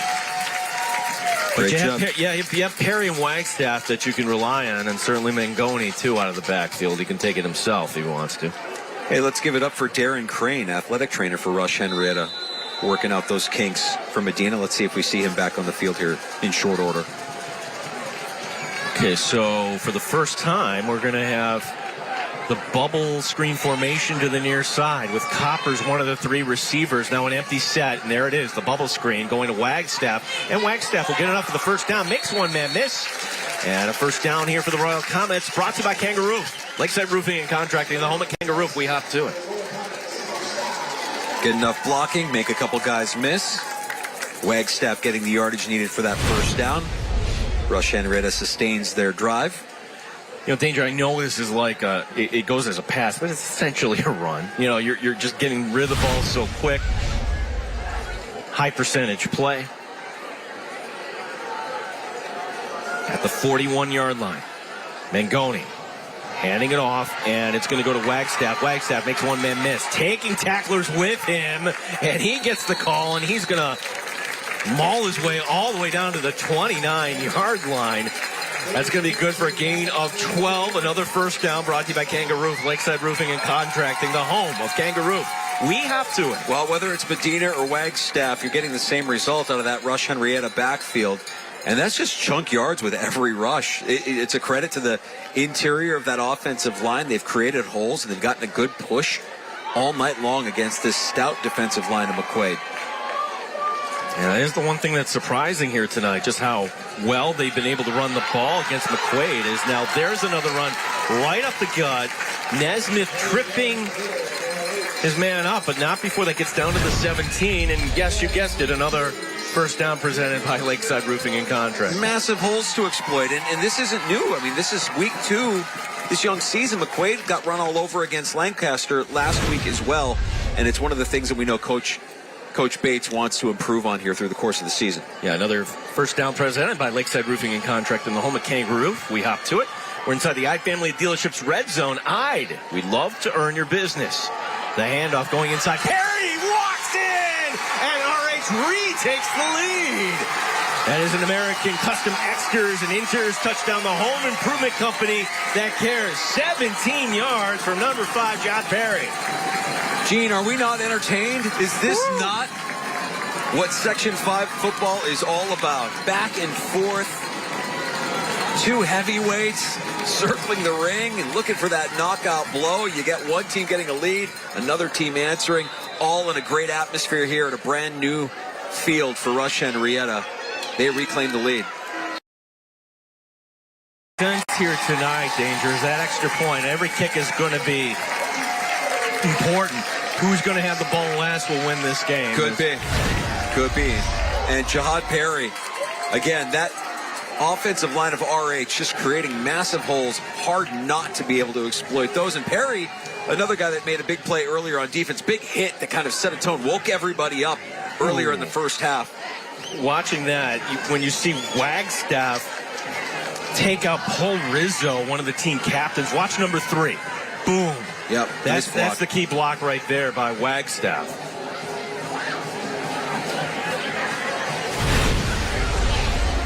When we say that this is a full house here tonight on this first night game, it's a full house. Everyone getting their entertainment here. 5 plays, 58 yards. That drive goes, and that drive, remember, Medina after the first carry going down, but Perry and Wagstaff picking up right where they left off. And now it's McQuaid's turn. Should also mention Perry is up and moving around on the RH sideline. I'd be surprised if we don't see him make some sort of return into this game at some point tonight. End over end kickoff, a USA insulation kickoff. Was that touched? Oh, this is not good for McQuaid. No, you can't kneel on it back there. They downed it at the 1. Oh, no. It's almost as if McQuaid just doesn't want things to be done easily.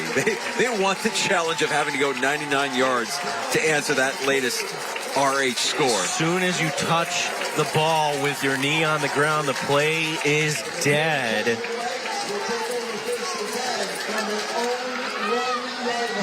Well, 99 yards to go. Here's where you could have a signature drive. Im Molando, number 26. He says gets away. And then he picks it up, but as he's picking it up, his knee is on the ground. In these kind of self-imposed errors that we've seen throughout the night by McQuaid, whether it be false start penalties, downing the ball inside the 1-yard line. Now comes a challenge for this McQuaid offense deep in their own end. DeMarco and movement whistle. What do we have?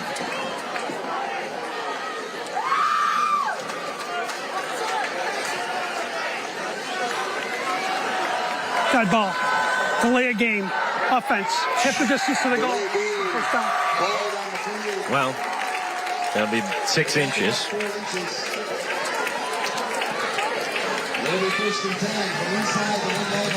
Joe Montesano fully into the game, boy. He can feel it. He knows he's got the defending Section 5 champs on the ropes here midway through the third quarter. RH leading by 3 if you're just tuning in. What a game we've had so far. We're still in the third. DeMarco, he's going deep for everything, trying to split the defense, and it's just overthrown. The home run shot as the intended receiver being number 14, JPG 40. Yeah, I think a 99-yard touchdown pass would look good on DeMarco's highlight reel, and he almost had it. Boy, that would have been an unbelievable completion, obviously, and just a little bit too much air out of that ball. I think first things first, though. You got to get a first down, because if you cannot, and you're punting out of your own end zone here. You know, I don't hate that call on first down, though. You're expecting them to get a little bit of breathing room, and that's a lot of faith in your offensive line. DeMarco will hand it off, and this will get a few yards up to about the 5. You're going to have to get it to the 11 for the first down.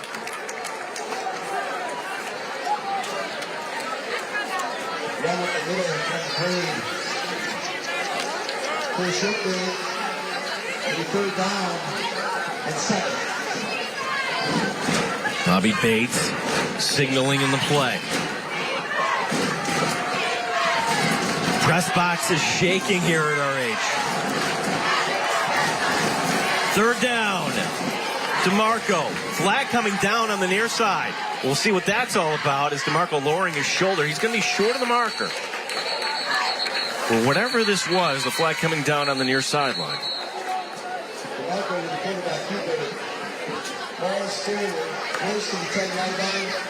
And you see Bryson Terry pleading his case. I have a feeling this is going to work against the Knights. We'll go shift. Offense. You want to take that, right? You want to take that? No, I would not take that. It's not a first down.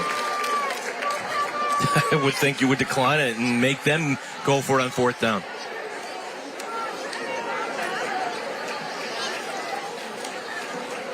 Now, the ball would be at the 10. It would either be 4th and 1. Really go shift. Offense. Half the distance to the goal. Repeat third down. All right, Danger, there's an easy second guess there. What do you think? I don't mind it. I don't mind it. You push him back. You force him to... What do you need here? 9? 3rd and 9.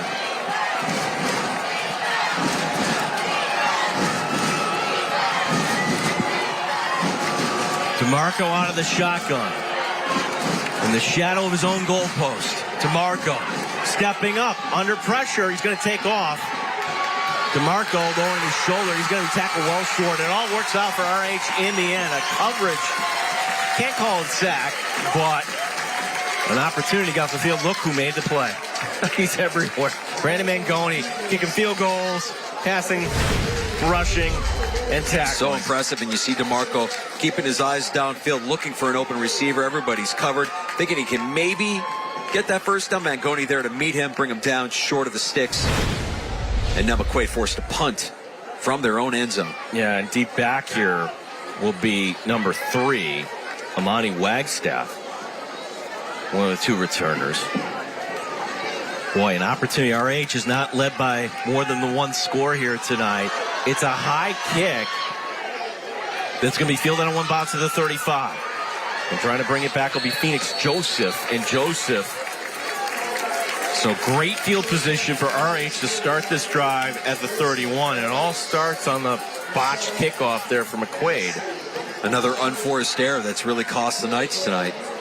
And an opportunity now for RH to extend their 3-point lead. Well, still up for grabs tonight. The Vinyl Outlet defense play of the game. The Vinyl Outlet, Western New York's best porch, deck, and fence installations. You're going to see a turnover at some point tonight, you would think. It's been a clean game, no turnovers. Maybe not. These quarterbacks are just so efficient.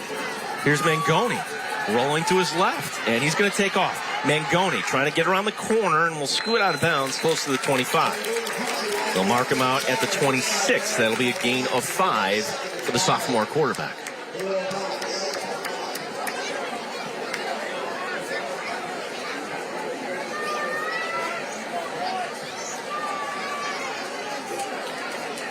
Krishawn Jordan there with the pursuit on that play, shedding a blocker and forcing Mangoni to the sideline. 3 receivers to the right. Here's going to be the snap and the handoff, and we're going to get a flag coming down again from the linesman. Is this something on RH here?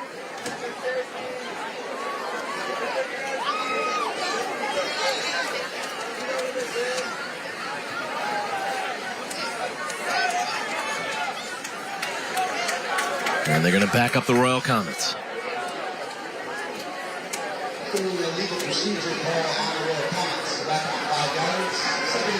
Officials mic not working, but certainly we know the call. Second down and 10. Should point out again to our viewers, our graphics are tied into the Rush-Henrietta scoreboard. Second and 10, not first and 10. Yeah, so there is going to be the throw and to the near side, and that's just great pursuit there. Number 13, Xavier Cox with the tackle. This to bring up third down and what you would figure would be 4 down territory.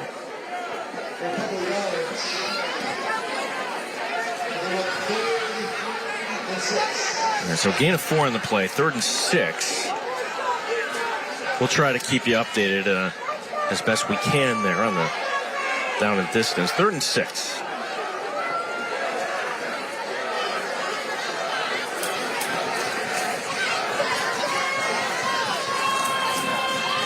Trips to the left. Mangoni looking left. Doesn't like it. Mangoni under pressure. Flag coming down.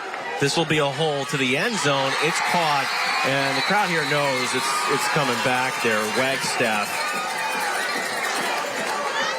Well, I'll say, even though there's a hold on this play that's going to bring it back, nice job again extending that play by Mangoni and throwing a dart to Wagstaff, who got open. Number 74 offense. 10 yards, 3rd down. Ryan Candello, and I'll give Gavin Taylor the right tackle, saying, okay, no. You got to calm him down. Yeah. Caleb Candello's got a lot of fire, and let's see if we see what the officials saw on this holding. Oh, I don't know about that one, Gene. Yeah, Candello might have a case there. That was... No, he let him go. It felt like more of a push than a hold. Saw a good block there, but regardless, it's now 3rd and long for RH. RH with the lead here, 30-27. What has been a back-and-forth game. The handoff going, look who's back, Medina. And Medina is going to get stuffed.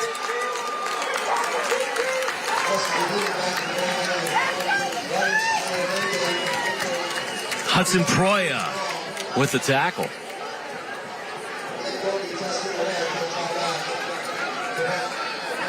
Big number 79, Cooper Condis, checking out of the game.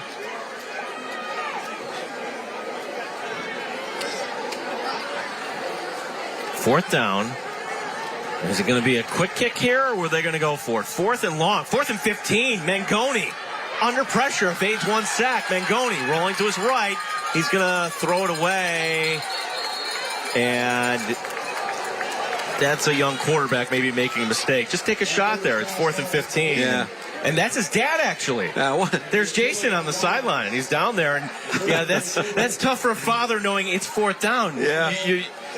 That's the one time you don't want to throw it away. That's right. Or in the moment, he, with all the penalties, the barrage of penalties he faced on that drive, you forget what down it is. We welcome in once again Kevin Roche. All right, Gene, thanks so much. Here with former RH students and Werner Kleemann student athletes playing for Werner back in the days. We'll start with John Secatella here, who was in the class of 1983. John, you were instrumental during Coach Kleemann's sickness. Obviously, he had to get some blood transfusions during his battle with leukemia, and he felt guilty for taking those transfusions when other people needed them, but you spearheaded blood drives. And why was that important to you to come to your coach in need? The biggest thing was he felt bad for taking blood from other people, and so we wanted to take that away from him. So we raised, I think, one of the biggest blood drives ever in this local history, and to give back to somebody who's given back, who's given so much to us and has done so much for so many people in the RH community. The community came out full-fledged and really nailed that blood drive. Did an awesome job for Werner. Mark Lisinski, also a former player, the class of 1977. But you were telling me earlier, you and Jim Denk here were on the 1976 team, undefeated, voted state champions. How is that before state champions were even played? It was a big deal. It still is a big deal and everything. We talk about it to this day. Again, we had a tremendous group of guys on that team and everything. Werner spearheaded the effort. You brought everybody together, brought the best out of everybody, and again, an undefeated season and a state championship. What do you think of this new facility that bears your former coach's name? Fantastic, well-deserved. great recognition for somebody who's done so much for this community, for this school district and this community. I'm going to say something that all three of you will know. E equals R. Effort equals results. A Werner Kleemann phrase that he used. How much does that stick with you, Jim, even now? Every day. Every day. I have kids that I've coached through lacrosse. Effort equals results. It goes on and on from the field to life. And that's from Werner. Right from him. Absolutely. Well, E equals R. We're seeing it here tonight from both teams. We've got a great game. Enjoy the evening. Thank you so much for joining us here tonight. Gene? Thank you, Kevin. Second touchdown tonight for Xavier Cox. And what a compliment he has been to Nesmith. And then boom, boom, boom, McQuaid takes the lead back. It's 34-30. That was quick. It was quick, and McQuaid getting back to what they've been doing so well throughout this game, running the football with Nesmith and using the speed of Cox. You can see the great push, the great blocking downfield, and when he sees that open field, you're not catching him. Yeah, once you get back, and again, RH more often than not just playing the one safety. That's it. So you're not going to, once you get to that last level, especially somebody with the speed of number 13. Yeah, that was quick. 31-yard run there for the touchdown. Cox, his second of the night. So, boy, between he and Nesmith, they've got a pretty good ground game here working for McQuaid. And you go back to 4th and 15 there for RH. The decision to go for it, which, okay, maybe if you play the field position game and punt it away, but the end result here is the volley now going back. Well, it was a good stand by McQuaid there defensively before they got the ball back after that fourth down missed opportunity by RH. I mean, the last time we saw McQuaid's office, let's face it, it was in the shadow of their goalpost. And they held. The field position battle was going RH's way, and McQuaid's defense held them when they needed to. Got the ball back and capitalized, taking the lead back 34-30 now. Perry and Wagstaff deep back here. It's another USA insulation kickoff as the kickoff will received up across the 30, and that power will move across and up to about the 37-yard line. As that'll be Perry. Has a big play here tonight on a kickoff return. Another big play on defense, making a stop on 4th down. If you're Rush-Henrietta here, give McQuaid a taste of their own medicine. No panic. You got plenty of time left. 1:23 in the third. You've shown that you can move the ball down the field in the run game. Continue to do what's gotten you 30 points against this defense. Medina back in at running back, and he's going to get the call, trying to bounce to the outside. No, sir. That is a big play by JPG and 40. A loss of 2 on the play. Number 14, a great open field tackle. Yeah, Medina coming off to the sideline again as well. Now this time, I want to say he's holding his wrist. He's going to get checked out by trainers here at the end of the play here. Great recognition. Maybe fell on his shoulder there. He's kind of trying to shake it out on the sideline, work out any kinks. Perry is the running back on 2nd and long. The blitz coming. McGoney stands in there trying to turn around, and Brown, a one-handed grab. Brown gets it inside the 30. What a big play. 34 yards. That's good enough for a Kangaroo first down. Lakeside Roofing and Contracting, the home at Kangaroo. We hop to it. How did Brown fend off his guy? We've seen Brown make this play. He's just big, he's strong, and he's going to get that ball. My ball mentality, right? And for Mangoni, multiple times tonight, we've seen him go deep downfield. He throws a beautiful deep ball. I mean, this is just perfectly placed. You can see the hand fighting going on there, and good coverage by McQuaid's secondary. Not enough. Jihad Brown, more like A.J. Brown on that. Is now going to go for a short gain on the play, and this is going to take us to the end of the quarter. More cramping on the field as well. They will stop the clock before we do get to the end of quarter. Yeah, both these teams are going to end up leaving everything here on the field tonight.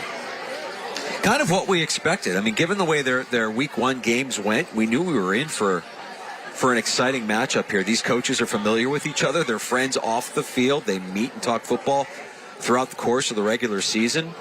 They're friends with Mangoni's dad, the coach at Brockport, who we saw earlier on the sideline. They're part of this Section 5 football community. And Justin Medina looks like he's okay, just getting some water there on the sideline.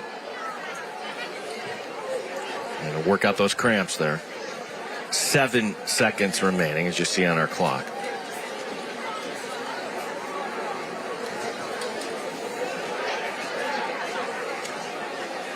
And for folks who've never had a cramp, they're the worst.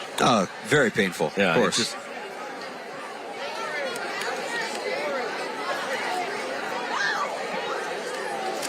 Their special sponsor tonight. I know there's plenty of water and all sorts of beverages at the distillery. Your neighborhood gathering place. I don't know that they have Pedialyte behind the bar at the distillery, though. Maybe some Gatorade, I'm not sure. But hydrate, boys, hydrate. Yeah, on Winton Road, just a little ways away here from Sperry High School. Thank you for their sponsorship here tonight. That's Caleb Candello, second time tonight, so he is just working through some stuff here. Good to see the big guy up and moving around. Hope to see him back in the game after he has that cramp worked out. Well, for Candello and the rest of these players, something that's never been done, worth stating once again. You're going to have 2 days of rest before you go to class on Monday. Yeah. Usually you're home on a Saturday as they start the clock back up, and this sends us to the 4th. A classic here tonight. It's McQuaid leading RH 34-30. We go to the 4th. It's the law offices of William Attar's Friday Night Rivals, driven by Bob Johnson Automotive Group on CW Rochester. Boy, for McQuaid and RH here tonight, after all this, back and forth, and I know some of these games have already wrapped up around Section 5. We're only going to the 4th here tonight. McQuaid leading 34-30. Gene Battaglia with Mike Danger, Kevin Roche, our sideline reporter, Eric Carpy, our producer here tonight, our director in the truck on CW Rochester. Here will be the handoff going inside. Perry. And Perry will get some positive yardage, but this will bring up 3rd down.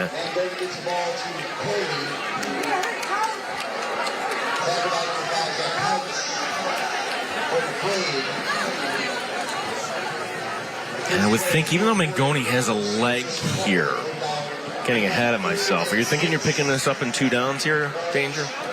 On 3rd and 6? I think so. I think you want the touchdown, right? Field goal would be nice, but Mangoni fires left side. It's going to be Brown in traffic. The slant perfectly executed. That's good enough for Tracy Door Company. First down for 3 generations. The Tracy Door Company from the 26 into the red zone. This goes the Ide family at dealerships red zone. Ide, we'd love to earn your business. Great protection up front. Mangoni sees his receiver open. Knows he has a step and some separation. Doesn't hesitate. Perfect pass. First down. Camarella with the tackle that goes for a gain of 13. The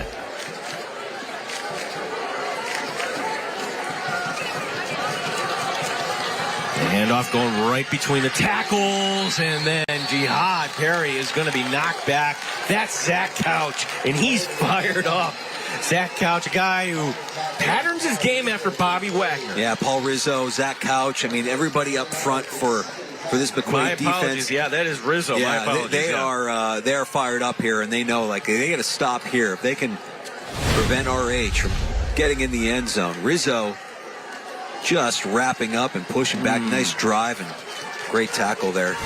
Not much for Perry. As the throw, back shoulder, and that's going to be caught, but that's going to be short of the marker. Paul Rizzo.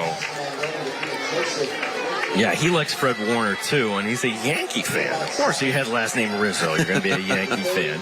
Plays baseball for the Knights. He, like most of the McQuaid players, know that every year they have giant bullseyes on their back, giant targets on their back. They only get bigger with each championship that they win. Now 5 straight Section 5 AA championships. You're going to get every opponent's best game when you're facing McQuaid. This says 3rd and 5. It's actually 3rd and 3. The scoreboard's a little off. You can pick up the first down without getting the touchdown as Mangoni under pressure. He's going to try to take it right side. Does he have enough room?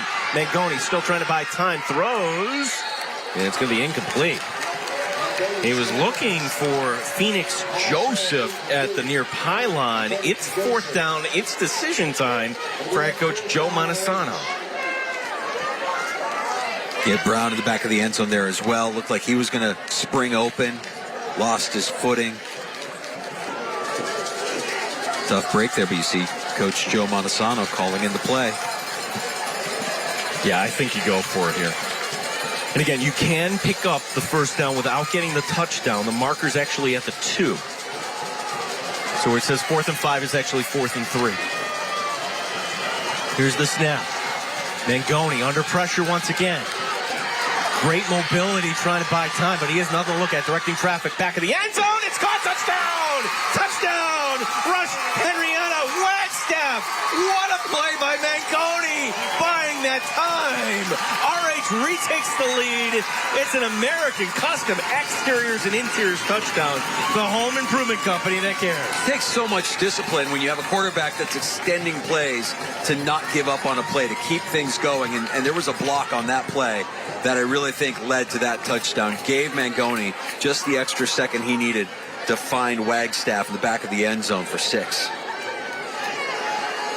Looks like we have another player down cramping on the field as well.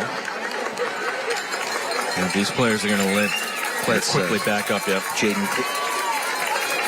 Yeah, Ronan Walker, another one of the RH captains, coming to the sideline.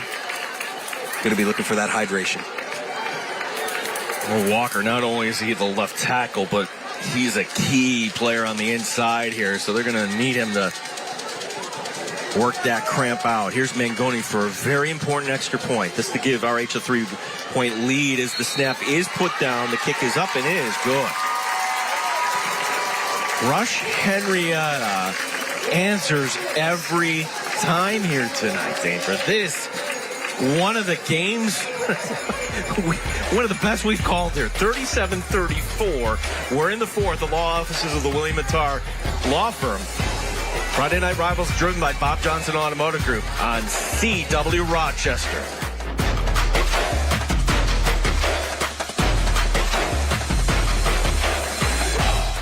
9 plays, 62 yards. Another 4th down touchdown in this game. Wagstaff in the back of the end zone.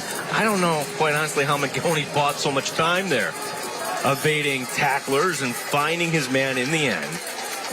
Well, I can tell you, Jamison Mancari on the offensive line did a great job, the late block in that touchdown play, just to give Mangoni a little extra second to find Wagstaff in the end zone. Comets have the lead once again. Boy, what a way to break in a new stadium tonight. If you're just joining us here on CW Rochester, in the history of the Rush-Henrietta School District, Sperry High School, this is the first game we've ever had under the lights tonight, the new stadium. History dating back to 1964. Feels like we've played 8 games in this new stadium tonight. Yeah, this is going to be remembered for a long time. It's another USA insulation kickoff that's going to be brought up. Nesmith finally will be spun down to the 29. So at least this is better field position for the Knights as compared to the last time where they were pinned back to their own 1. Yeah, Nesmith making the most out of what could have been a disastrous situation. Well, we got another player cramping up. Gives us a good opportunity to hopefully Kevin Roche has caught his breath. Good evening once again, Kevin. Man, what a game, guys. It's been fun so far. Here with another grad, 1985 grad, and a former player of Werner Kleemann's. It's Cornelius Southall. What do you remember most about Coach Kleemann, and what sticks with you from what you learned from him still today? Absolutely. He was a great man, a great coach, great human being, and he loved his players, and he taught us to be the best that we can be and to go out and prove it each and every day. You played after RH. You went to Notre Dame. You were a free safety on that 1988 national championship team. Yeah. Were there any similarities between your coach here at RH, Coach Kleemann, and Coach Holtz out in South Bend? Absolutely. Both coaches were disciplinarians, tough coaches, honest coaches, fair, but tough on each player, and 2 of the greatest coaches I've ever played for. I think one of the most interesting things outside of football is what you did after you left Notre Dame, after you graduated, a business management major, a 27-year career in the Secret Service, working on details for presidents such as President Nixon, President Clinton, among others. How rewarding was that experience? It was awesome to serve my country, and I'm very proud of what I did and what I was a part of. And if I could do it all over again, I would. It was fantastic. I had a chance to see the world. Went to every state here in the United States. I met some wonderful people and just enjoyed my career. I've been asking everybody, what would Coach Kleemann think about this here tonight, especially if the Comets can pull it out in another 9:28 left in this game? Yes, we hope they do pull it out. He would be speechless because this has been an amazing evening. It's a great game, and tons of his former players came out. Hundreds of his former players came back, and he would have tears in his eyes, actually. He really would, but he'd be very proud.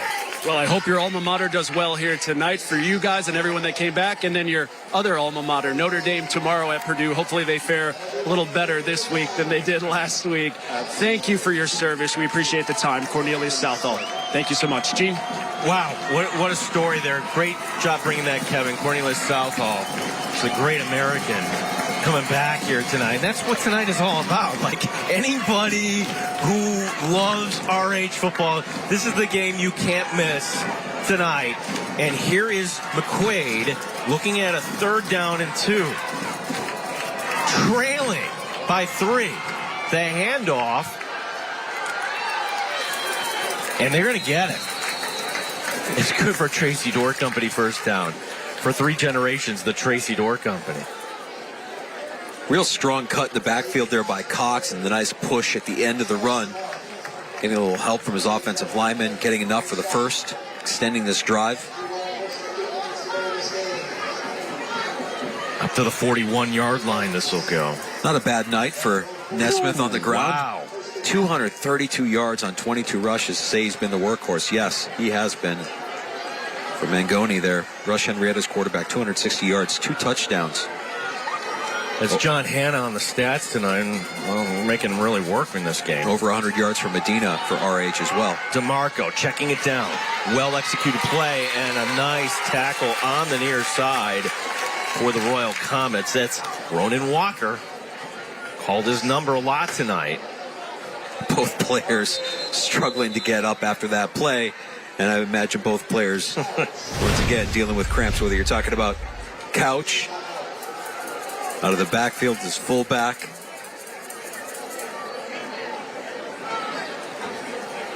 And Ronan Walker, who was dealing with cramps earlier. Oh, it's going to be, all these players are going to be feeling it tomorrow. Yeah, no, it's been a hard-hit, physical matchup between 2 programs with rich histories, 2 head coaches with great respect for each other. What a privilege to be here tonight. Special night, memorable night. Might be the game of the year so far. Ronan Walker on the sideline, though, for this 2nd down and 2. The handoff. Nesmith, 1st down, lowering his shoulder, and he brings it into RH territory. And that'll be a gain of 9 down to the 43. A Tracy Door Company 1st down for 3 generations, the Tracy Door Company. Maybe Nesmith heard us sharing his stats. I think he wants 300. This is amazing. Whoa. And he doesn't look like he's lost a step. I mean, he's running at the same speed, same pace, same vision as he had first drive of the game when he started us off with a 60-yard rushing touchdown. Well, with Ronan Walker, the inside backer, not on the field right now, let's see if McQuaid keeps it on the ground as the pitch. Indeed, they will. Cutting it up inside. Lowering his shoulder once again. Short of the marker, but a very nice gain on 1st down once again for number 4, Alan Nesmith. I almost feel like McQuaid is sticking to the run game, chewing up clock. I mean, RH is going to get another opportunity with football, but I think they want to try and eliminate as much of that clock as they can as they move it down the field here in the hopes of answering RH's last touchdown drive. Good block there by Thomas Bailey, the tight end. Gain of 6 as you're looking at DeMarco, the quarterback. And movement Now McQuaid is pointing at RH, but I don't think they're going to win Dead their... ball. False start. Number 71 offense. 5-yard penalty. For second down. That's Joe DeMarco.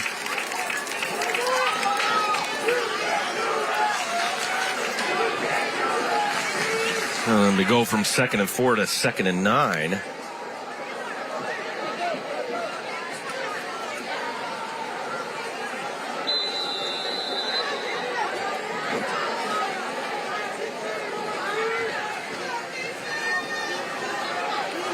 Second down and 9.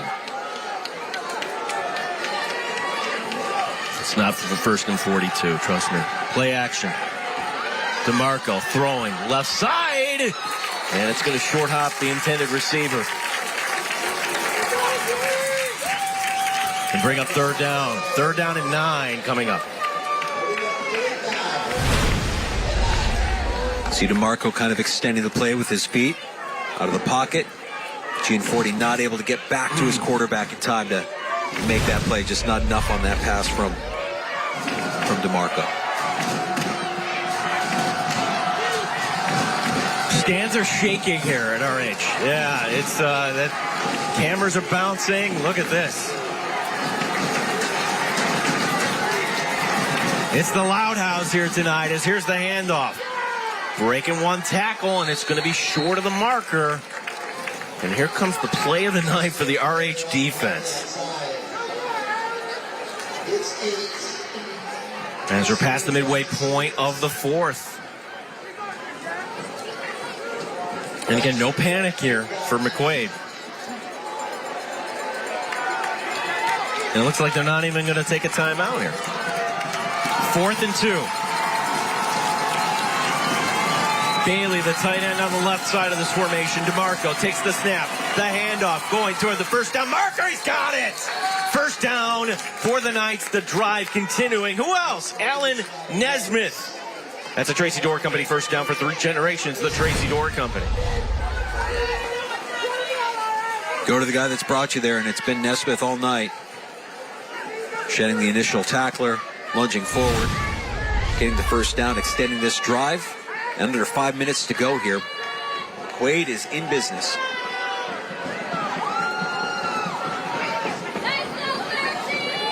It's almost like they have to score on this drive. We're under 5 minutes to go here tonight, in regulation, dare I say. And there's going to be a tackle on the far side. Whoa, what a big tackle there as making the play there. Brennan Spencer, number 59. Whistled down, and we've got another, appears to be cramping issue as Cox, that time not able to get through the hole. Yeah, RH defensively setting up to stop the run. And Spencer sniffing out that play with ease. Behind the line of scrimmage, and big play defensively here to put McQuaid off schedule.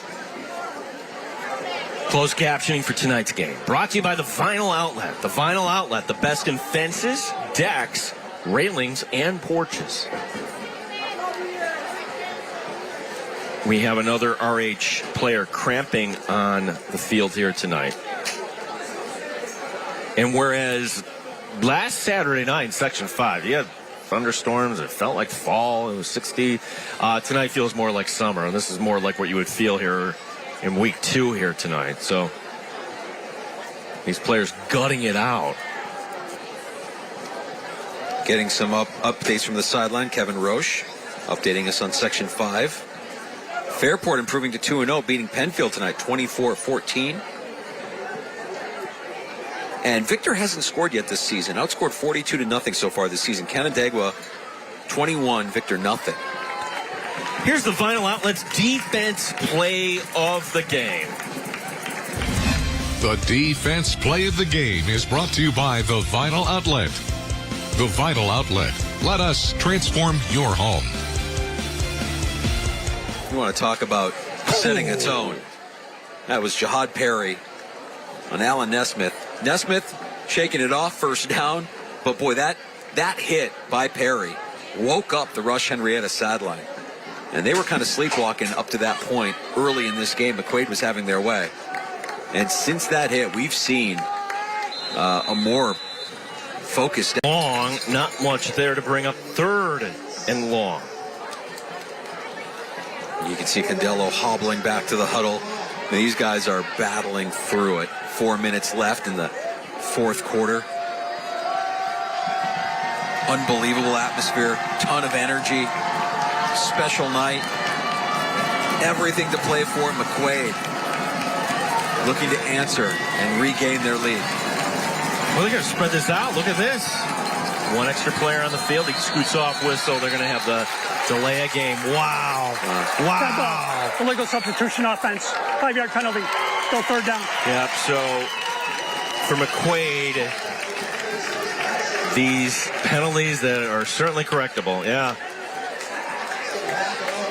The crowd is hopping here tonight. They've been great. The support for RH has been remarkable. And, you know, the years that we've done these games, Gene, we talked to Bobby Bates, and we know the kind of coach he is, the kind of man he is, the kind of team and program he's built at McQuaid.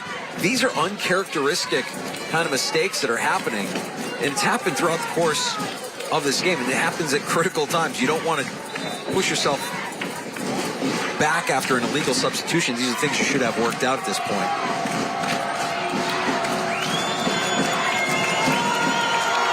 So the Knights, play clock is down to 10. Empty set. Nesmith going to the near side is going to be Cox. Cox makes one man miss. Cox trying to pick up a block. Cox. Oh, and that's just great pursuits of the ball by everybody, including Isaiah Mahar, number 6 for RH. And here's the play of the game coming up. 4th down and long for the Knights. We give Cox some credit here for making the first player miss, but great pursuit, as you mentioned, Gene. And no chance of gaining a first down. 4th and long. And McQuaid does have all 3 timeouts, so this isn't the game here if they don't get this. However, 4th down. Nesmith going into motion. He's in the backfield. DeMarco, the senior. Can he pull this out? DeMarco rolling to his left. Trying to buy time. He's under pressure. Throws across his body. And it's intercepted. It's intercepted. Trying to make it happen. And it's going to be Coppers. How great does that feel if you're Jackson Coppers? We were talking about him earlier. Offense. Penalties refused. We're all the play. First down. To see the team first guy pick up that interception after ceding snaps at quarterback, knowing that it would benefit the team's success overall. Jackson Coppers making plays on both sides of the ball, but that might be the biggest play of the night for him. This is as simple as reading DeMarco, and DeMarco, I mean, throwing across your body is always ill-advised, right? It's 4th down. You got to try something. Yeah. Coppers taking a little friendly fire from his own teammate there and securing the INT. First turnover of the night. Yeah, in terms of field position, you could say Coppers might have just been better knocking it down. He would have, but at this point, for RH, the game is in their hands. Pick up 2 first downs, it's yours. And you will send a message to the rest of Section 5 here. On a night where this new stadium is rocking, 37-34. And you better believe they're going to keep it on the ground here. Here's the first down. And now you would think McQuaid will call the timeout. And they do quickly. That'll stop it with 2:18 remaining.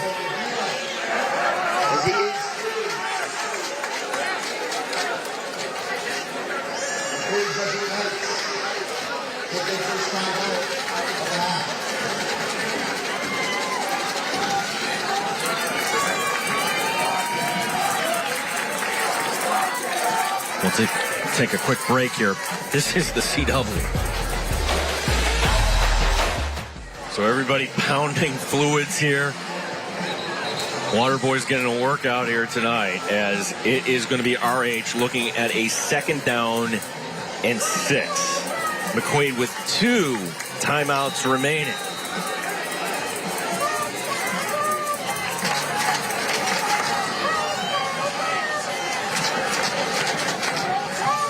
Here will be the handoff going ahead, and it's going to be a stop.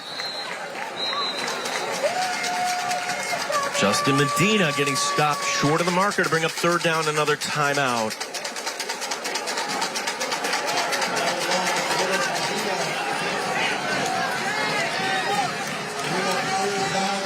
Been a bonkers game here, our game recap here tonight, as this would be the first play on the timeout called, so we take a quick look here.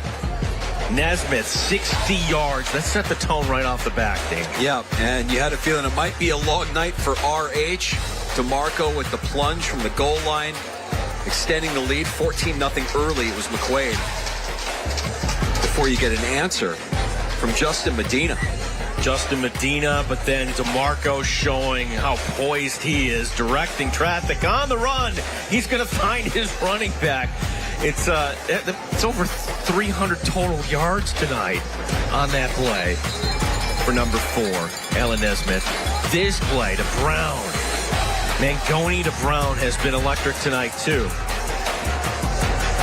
And then the go-ahead touchdown by Medina. Yeah, lots of impressive players. I mean, unbelievable poise by both teams. Back and forth. Just punching and punching and punching. No stopping. There's Cox. The latest score from McQuaid. Mangoni on 4th and 3. And this is the go-ahead points tonight. As we got to get it back to live action. As in live action here, our apologies, that will be stopped. So McQuaid gets the stop. They will use their last timeout. Wow. So with 2:06 remaining, McQuaid will get the ball back.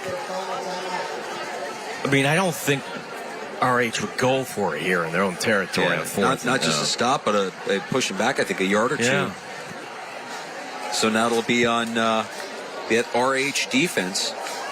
Come up with a stop.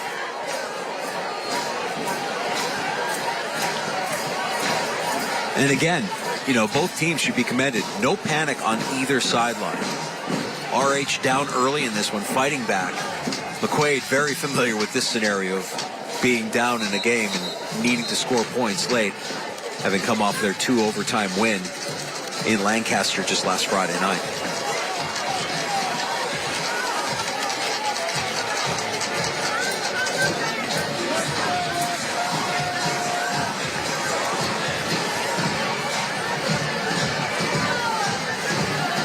They're going to go for it. At least they're going to show they're going for it. And maybe this is Joe Montesano knowing his defense.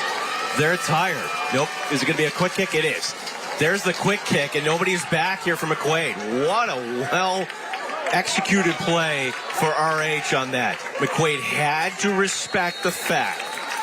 And that's what having your quarterback as your punter, the all-around play of Brandon Mangoni, fantastic tonight. 1:55 remaining. No timeouts remaining. Now, a field goal would send it to overtime. That's how McQuaid won last week. And where would you have to get to if you're Reed Wilson? Probably the 20-yard line.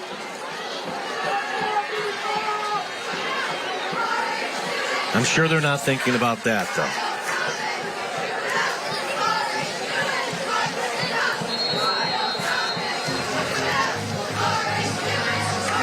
What we can tell you, though, is that Ronan Walker's back out there. Yep. At the linebacker position. And it'll be Mangoni and Perry on the back end of this defense, hoping to keep everything in front of them, avoid the big play. Wow, it is loud here as DeMarco throws across his body. That's going to be caught on the far side.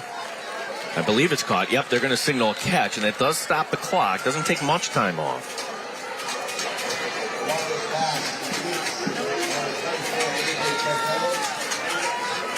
That'll go up to the 30. Yeah, RH going to need to keep that defense tight to the sideline, knowing that that's McQuaid's only method of stopping the clock short of an incompletion. Here'll be the throw left side, and that'll be caught up to the 36. And there you see Wilson. He's already getting ready, Danger. Can he get in position here?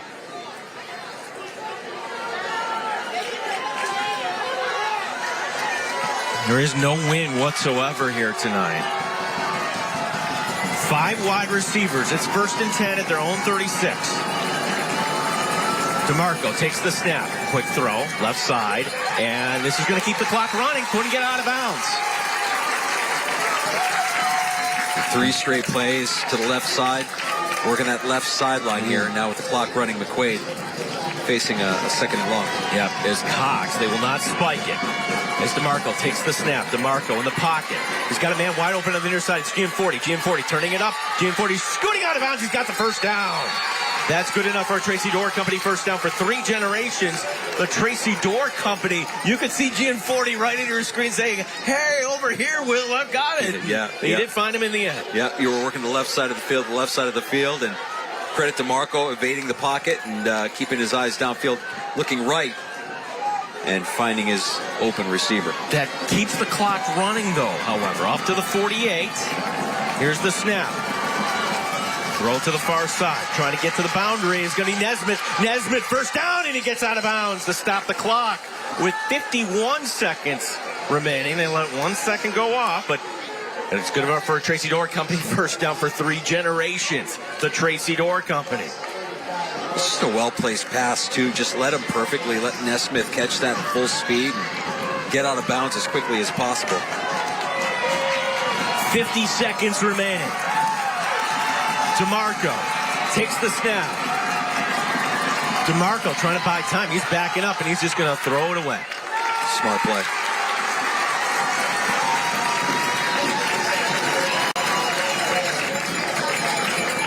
Very smart as Cantello hobbling back to the line of scrimmage, one of those players in pursuit.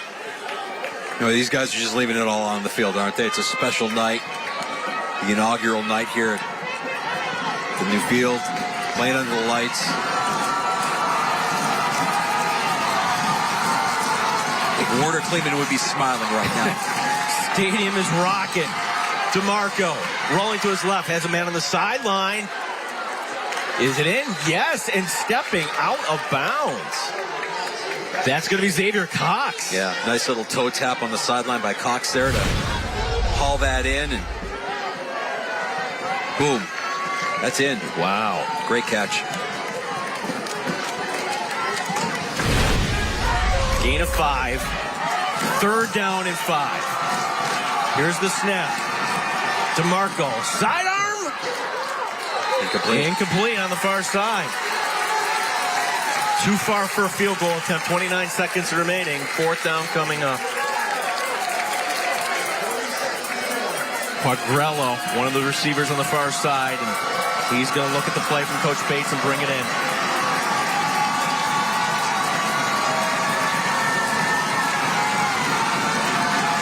Now, do the Royal Comets take a timeout here? I don't know if they do or not. Yeah, so the officials are saying put more time up on the clock. They put up 29 seconds.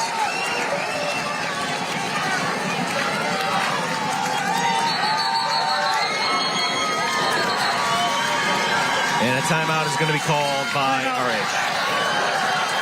Rush-Henrietta. Rush-Henrietta calls a timeout.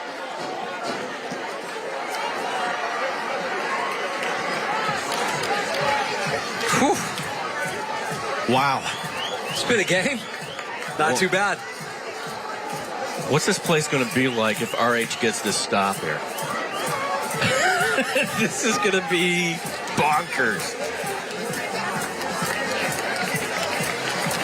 Well, everybody in this new field, this new stadium, they understand the importance of this play. After the timeout, hopefully you get fresh legs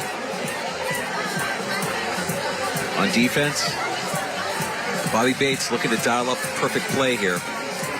Again, this is a McQuaid team that doesn't play with a lot of panic. They kind of always know that they can dial up a certain play here or there, get what they need. And we'll see what they have in store for this critical 4th and 5. Well, they've got to, first of all, fix the clock. Okay, so we keep adding time somehow. It was at 29 seconds. Now it's up to 31. I guess it all doesn't matter for if you're RH if you get the stop. Yeah, they're loving it here. Wilkes-Barre High School. Here's the game. DeMarco sends Cox in motion. DeMarco under pressure, setting up the screen. It's beautifully called. Good enough for the first down to the near side and out of bounds. Goes Nesmith. Wow, as soon as you saw danger, all the defensive linemen come in. I'm like, what a play call by Bobby Bates. Almost like a delayed screen. You see the rollout, and then you give it to your playmaker. Nesmith doing what he needs to do, breaking a tackle, extending for the first down. And McQuaid still has life now with first down and 23 seconds left. Now you are in the range of Reed Wilson, but it's a Tracy Door Company first down, by the way. We appreciate the sponsorship of Tracy Door Company. We're inside the iFamily of Dealerships red zone as well. 23 seconds remaining. First down. DeMarco has a man wide open on the near side, but he goes over to the middle. Caught touchdown! Touchdown! Touchdown! McQuaid steals this one. Touchdown to number 3, Ace Erdman. Ace does it. And with 17 seconds remaining, that's an American Custom Exteriors and Interiors touchdown. The home improvement company that cares.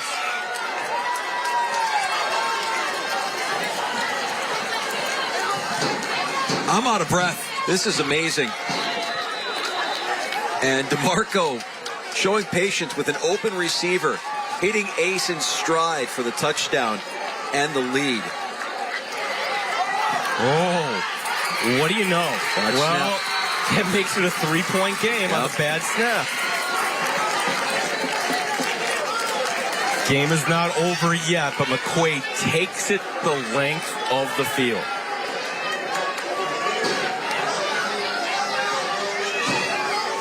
Ace Erdman. The drive of the season, 10 plays, 78 yards. Now, I might be wrong. I think we have 2 timeouts remaining for RH, if I'm not mistaken. Let's look at that touchdown again, though, Gino. And you'll see off to DeMarco's left. He's got a wide open receiver, but instead he knows he's got a guy getting behind that RH and Erdman. There's number 4 wide open. He's got Nesmith wide open in the flat. Keeps his eyes downfield. Just the mechanics there of DeMarco with the shoulders just to kind of present, then line it up. Very impressive.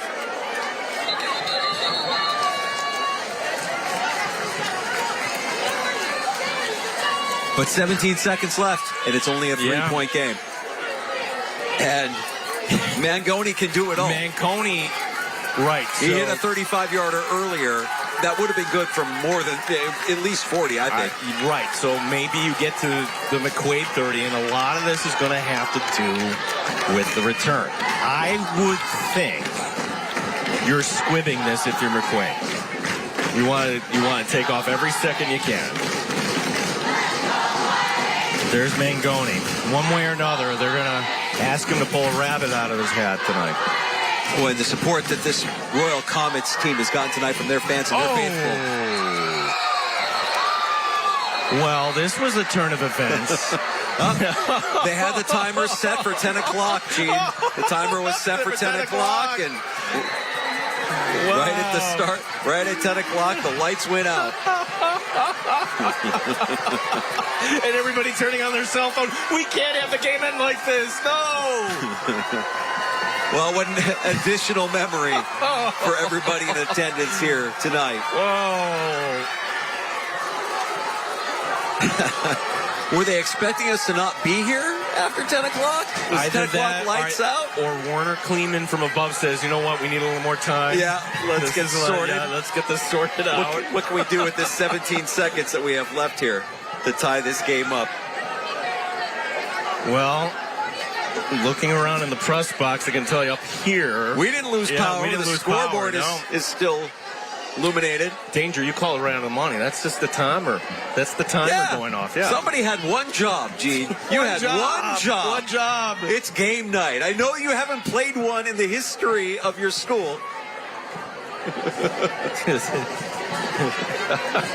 Amazing. Yep, that's, well, we have the lights up here in the press box. 1964, Rush-Henrietta became a thing. Rush-Henrietta High School. For the first time since 1964, a home game under the lights, and somebody forgot to turn the timer off. Well, we are going to get a conclusion. The lights are back on. Normally, high school games don't last, in regulation, 3 hours. That's where we're at here. Just tuning in, this will be the game of the year. McQuaid up by 3. Rush-Henrietta is going to have one last shot, but they don't have a lot of time to do it. Here's the return on the far side. The 15, the clock starts. Opportunity, and then it's going to be Jihad Perry up to the 35. 12 seconds remaining. 2 timeouts for Rush-Henrietta as well.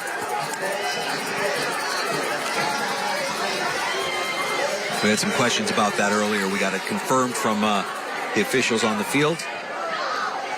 Well, if you're the home clock operator, this is where the benefit of every second. Maybe you get one play to midfield, maybe a Hail Mary. I think what this does, Danger, is it takes away the option here of a field goal. Mangoni, and can they get it up to midfield? Safeties are playing 20 yards off the ball as Mangoni's going to throw near side. That's going to be up and caught. And that brings us down to 7.8 seconds to be exact, up to the 41. Phoenix Joseph, get to call his name tonight before we come to a conclusion. Coppers will be the receiver to the near side. Joseph, as well as Brown, will be to the far boundary. 2nd down and 5, but really it's the clock here. 2 plays left in this game, barring any penalties. Mangoni takes the snap. Mangoni fires near side of Coppers. Coppers gets out of bounds. They have the timeout anyways, up to the 50. It is good enough for a Tracy Door Company first down for 3 generations of the Tracy Door Company. The linesman getting hit there, he's just going to try to walk it off. He's not wanting to stop here. And the officials are actually going to come over and make sure he's okay. I also think that there's a little bit of a discrepancy as to when that play ended and when the clock actually stopped. I think you have a lot of fans kind of pointing at the scoreboard, wondering what happened there. So how strong is the arm of Brandon Mangoni?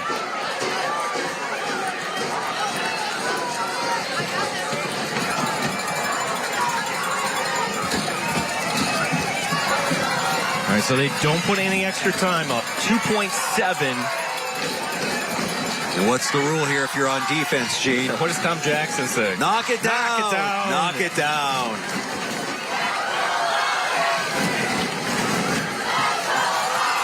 Well, the cheerleaders sensing something is special happening. They're running over to that side of the field.